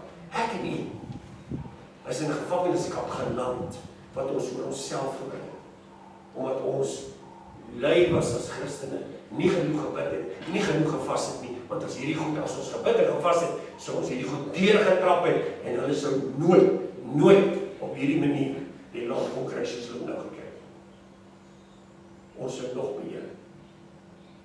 Die Christendom sou nog beheer gewees het. Hulle was in beheer van 1652. Dink dan, vanmôre, dis by ons geval. En ons kan nie vanmôre vir die kerk die skuld gee. Ons kan nie vanmôre vir die NB die skuld gee. Daar's net een waarvoor ons die skuld vanmôre kan gee. En dis godsdienstluiheid onder die gelowige kind van God. Luiheid. Dis al, daar's geen ander manier om ons dit te verduidelik. Ons maak klaar. Hier is op plaats 13, ons gaan sommer gou klaar wees. Daar's een oplossing vir alles. En dis ons met die geestelike laag trek. Wat is die geestelike laag? Dit wat sal ons die Here en almal gedoen het. Weet jy hoe dit gebeur? Daar is die geskiedenis vir jou plaats 13. Shaka was die eerste om 'n steekas te gaai as aanvalswapen gebruik. Hy die krygers gedwing om kalwe te veg, sodat hulle voete hard kon word. Hoor mooi, hoe is dit? Hy het hulle selfs op skerp dorings laat dans, en as een van hulle pyn vertoon het, hom onmiddellik laat doodmaak. Dis hoe taai is. Op 22 September 1828 is Shaka deur sy twee broers, Dingaan en Malanga vermoor. Dingaan het Malanga kort daarna vermoor, en daarna het hy om Luvu,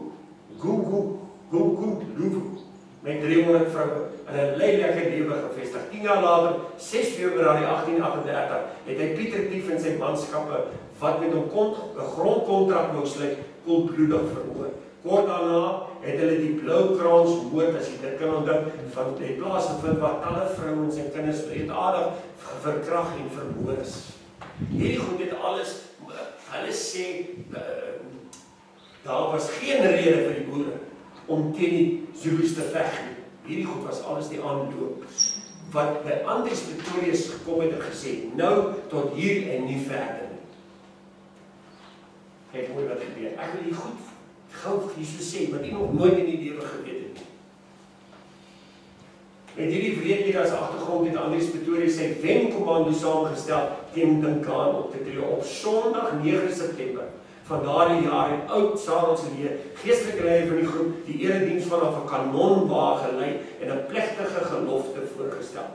My broers en landgenote, op hierdie oomblik staan ons voor die heilige God van die hemel en die aarde om 'n belofte te maak. Indien hy met ons is en ons beskerm en nie aan die vyand oorlewe, sodat ons oor hulle kan triomfeer, dan sal ons jaarliks hierdie dag en datum eer en herdenk as dankdag en Sondag tot sy eer. Ons sal ons kinders en kindskinders hieroor inlig dat hulle deel van hierdie gelofte is ter herinnering van ons nageslag. Indien enige een 'n probleem hiermee het, maar mooi het sê, laat hom dan nou van hierdie plek wegdraai. Die eer van sy naam, God se naam, sal hierdeur met vreugde verhoog word en aan hom, God, kom toe die eer en die heerlikheid vir die oorwinning. Daarna is dit elke aand tydens die gebruikelike aandgodsdienst herhaal. Gebruikelike aandgodsdienst herhaal. 15 Desember het 2 boere verspieders alarm gemaak toe hulle 'n reuse Zulu impie op pad gewaar het tussen 15.000 en 20.000 krygers. Tot op daardie stadium was hierdie Zulu mag nog nooit verslaan nie. Die 464 voortrekkersbaans het die kring getrek. Dat weet ek nou alles vir u vertel. Ek gaan dit nie nu weer ver.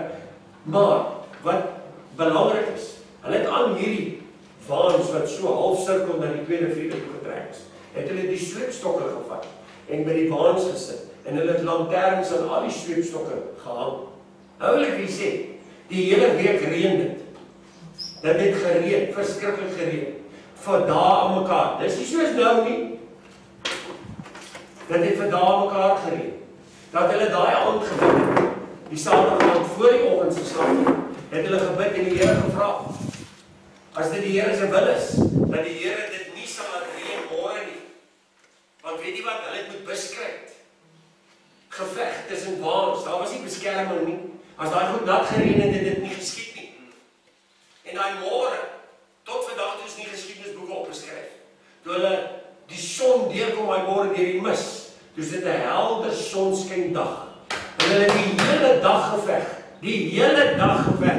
Nie 'n uur of 2 nie. Die hele dag van die oggend tot laatmiddag geveg teen hierdie mag wat nog nooit pak gekry het in die hele Afrika nie.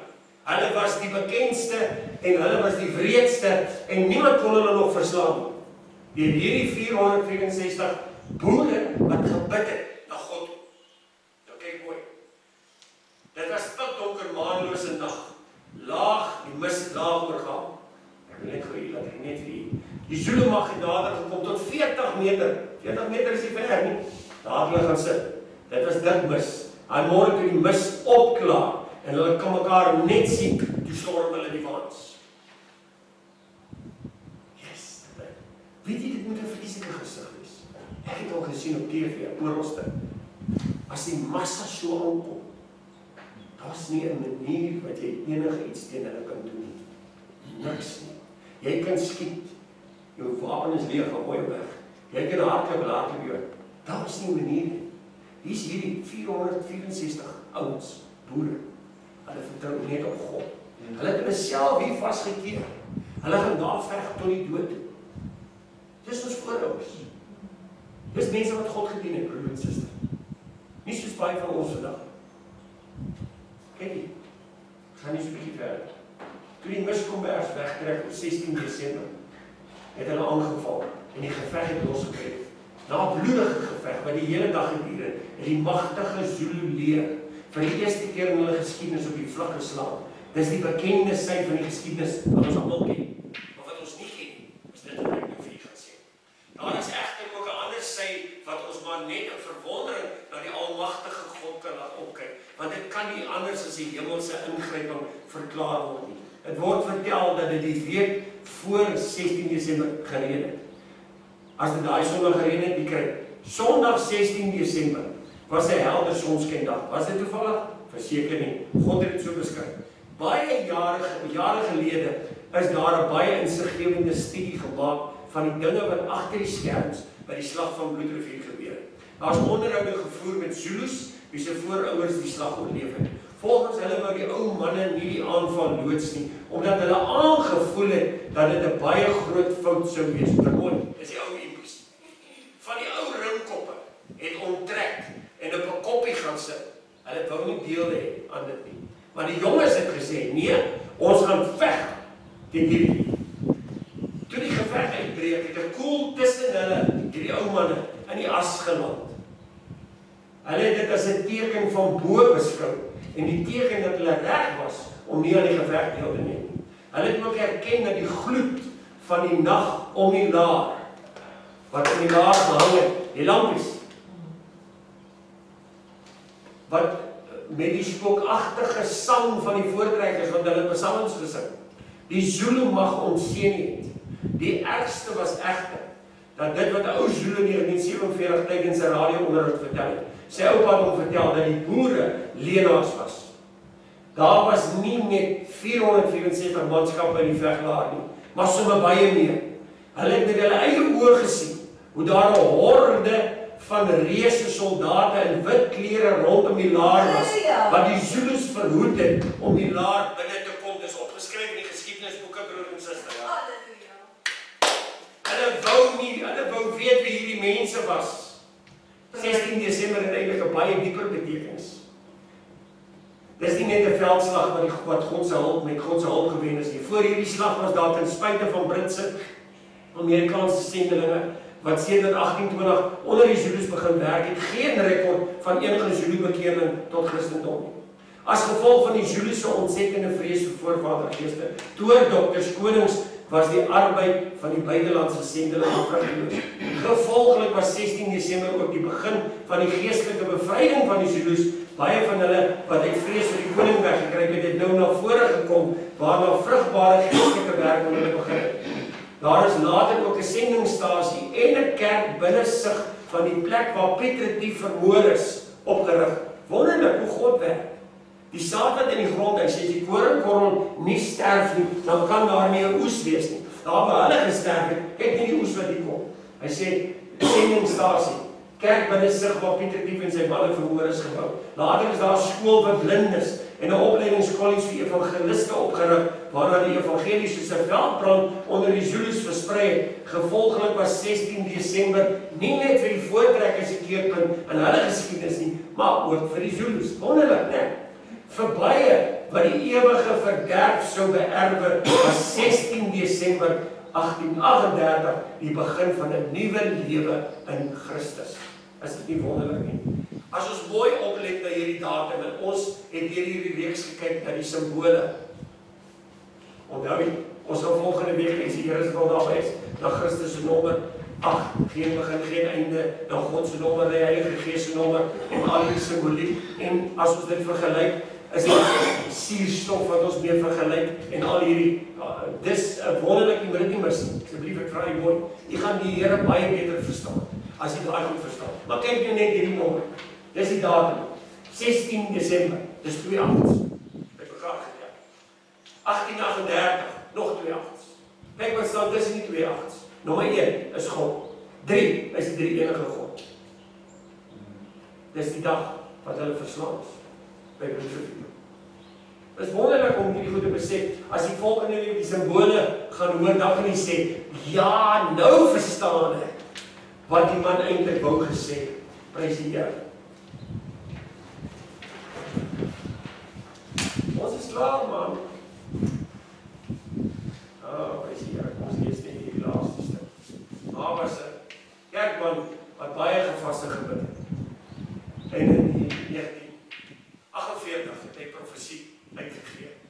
In 1948 was daar nog geen sprake van 'n republiek, niks nie. En ek praat nie van Siener van Rensburg nie. Hy was 'n ou roker. En hy sê maar die Here lief gehad, maar mense kan nie 'n profeet nie skoon wees. 'n Profeet wie 'n woord wil gee om te skoon wees. Hy kan nie nog beveiliging besig wees of nog geslaaf wees van iets wat hom vashou, broer en suster. Ek weet baie ouens kyk op na Siener toe en hulle verdraai al die goed van die swart wat hy gesien het wat so lê en is deur baie. Ek wil vanmôre vir u sê, ons het oor profesie al lank gepraat. Jy kan 'n profesie waar maak as jy wil. Ek toe ek jong was, het ek so vir Gypsy gaan sit en dan sê die karavaan, die Fontein vir jou vertel. En ek was 'n jong man, my hare was mooi kort geskeer, so ek moes of in die army of in die polisie gewees het. En so maak was so stupid altyd, en toe gaan ek laat hulle sê die Fontein lees, en toe sê sy vir my, before I begin, put 5 rand in my hand. So dis maar die manier hoe ek gewerk. So ek moes die 5 rand nie daar neersit. 5 rand was baie, ek het 156 rand 'n maand gepay bereik het.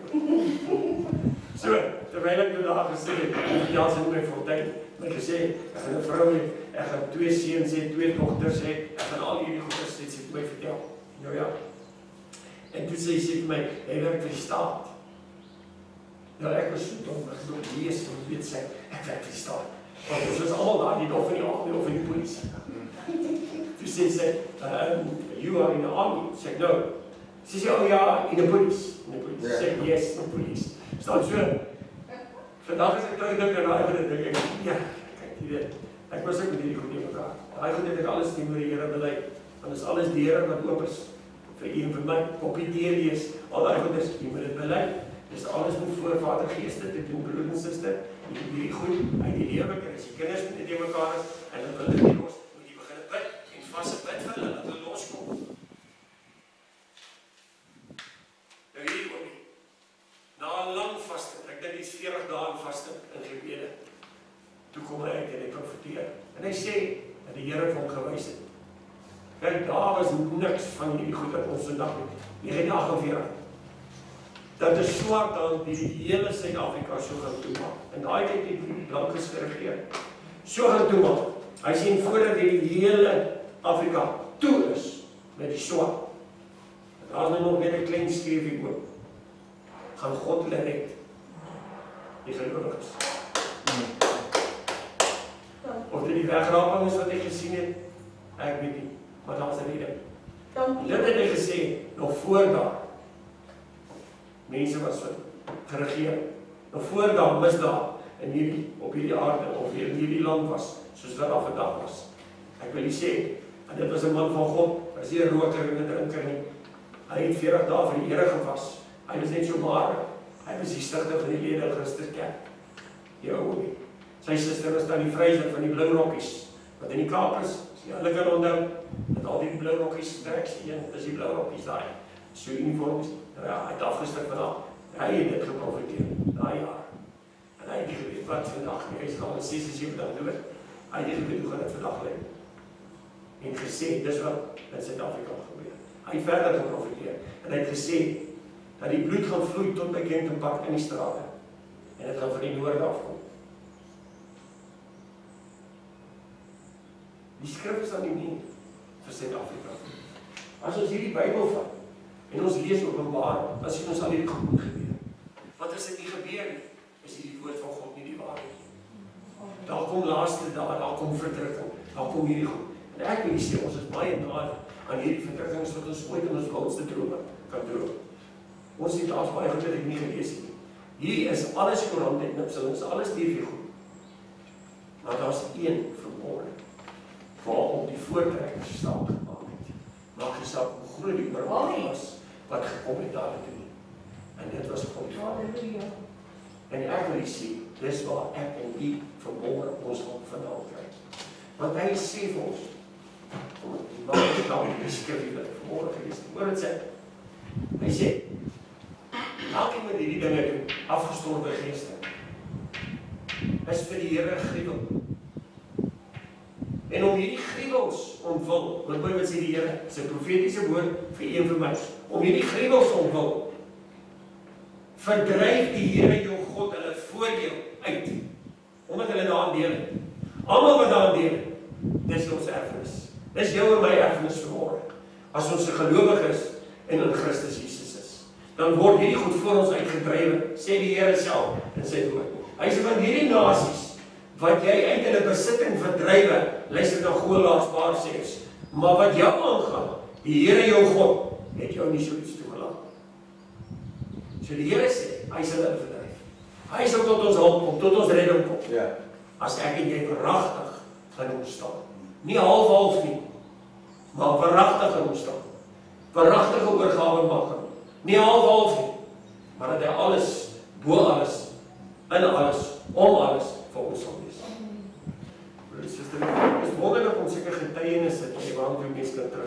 soos die voortrekkers, getuienis van, as mense na God toe roep wat die Here doen, mag nie saak met ons voorouders was wat nie. Ek kon net so iemand anders vermoorde gewees het, maar hulle het geroep na God toe. Kos nie so bang doen, hulle het geroep na God toe. En tussen daai Jews, wat vir jare nie ene bekeerlik, behalwe die apostelstrikkies, kom die Here in een nag, en die Here verskyn op almal. En dis hierdie ouens wat glad nie glo niks, maar hulle weet, God het gesê, gaan so toe, en laat hy vir hulle bid. En toe hulle begin bid vir die bose geeste, en hulle gee pad, toe sien die mense al die wonderwerke. Dis wonder, om dit te besef, dat net 'n paar ouens wat saamgekom het, en gebid, en getrou was, in hulle gebede, dit meer kon gebeur. En dit kan in hierdie hele land gebeur. Baie van die herlewings was net 2 vrouens wat gebid het, 2 ou tannies, wat vir 2 jaar gebid het. En ewe skielik na die 2 jaar, breek die herlewing los in daai area. En agterna toe verklein, maar dis die 2 tannies wat al die tyd gebid het. Sien, dis hoe dit gebeur. Die Here soek net 'n man en 'n vrou wat bereid is om alles te gee vir die Here. Nie nog halfpad met dit besig en halfpad met dit, maar alles vir die Here te gee. Dis wat die Here vanmôre ook weer opnuut van sy kerk vra. Is jy bereid om alles vir my? Alles op die Here te sit. Want dis wat belangrik is aan die einde van die dag. So, prys die Here. Mag die Here sy woord op die harte seën. Ek wil net nog iets gesê het. Nuwe jaar, of Januarie maand, onder die gode, die Griekse gode, is 'n God, wat vir Januarie staan. Hulle het elke maand en elke dag onthou, dit hulle was nou 'n God. Maar Januarie is 'n God. Hy het 2 gesigte. Hy het een gesig wat terugkyk, en hy het een gesig wat vorentoe kyk.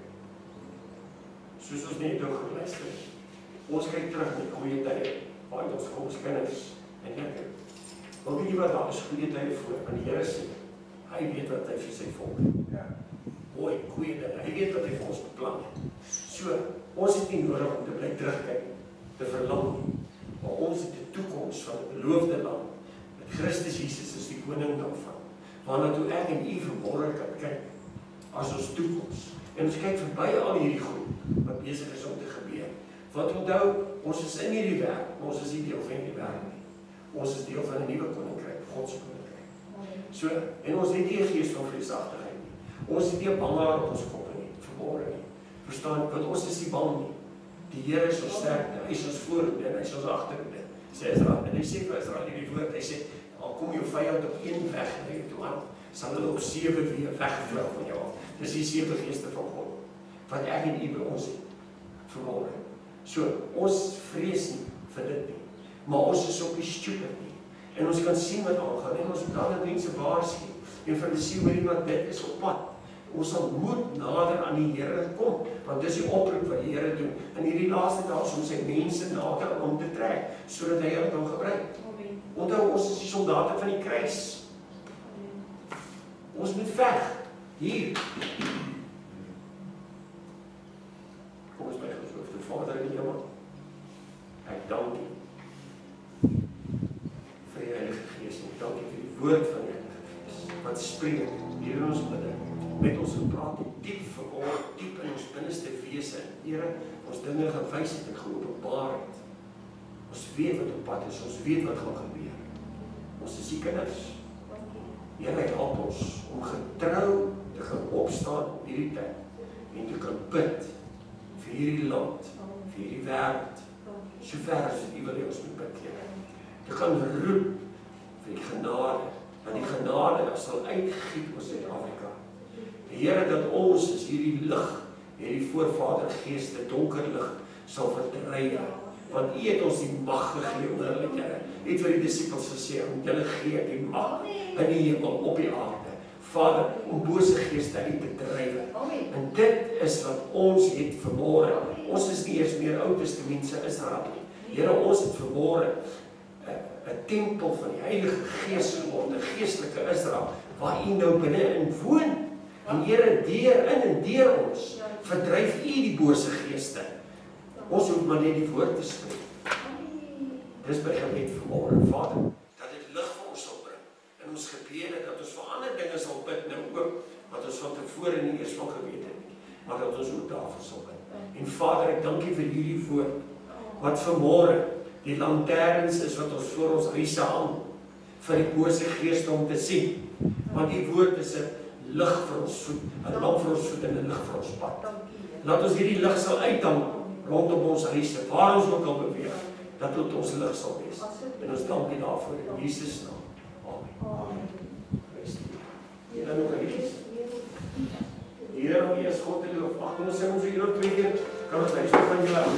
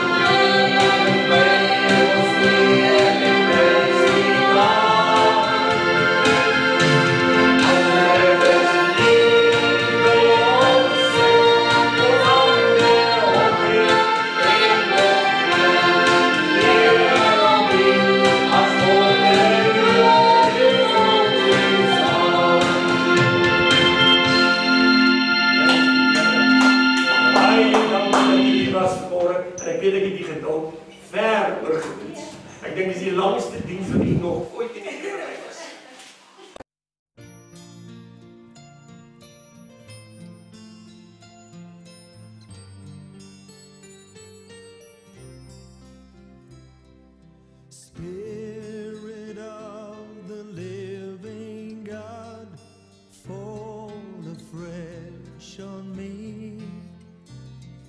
Spirit of the living God, fall afresh on me. Melt me, mold me, fill me, use me. Spirit of the living God, fall afresh on me. Spirit of the living God, fall afresh on me. Spirit of the living God, fall afresh on me. Melt me, mold me, fill me, use me. Spirit of the living God, fall afresh on me. Where the Spirit of the Lord is, there is peace. Where the Spirit of the Lord is, there is love. There is comfort in life's darkest hour. There is light and life. There is help and power in the Spirit, in the Spirit.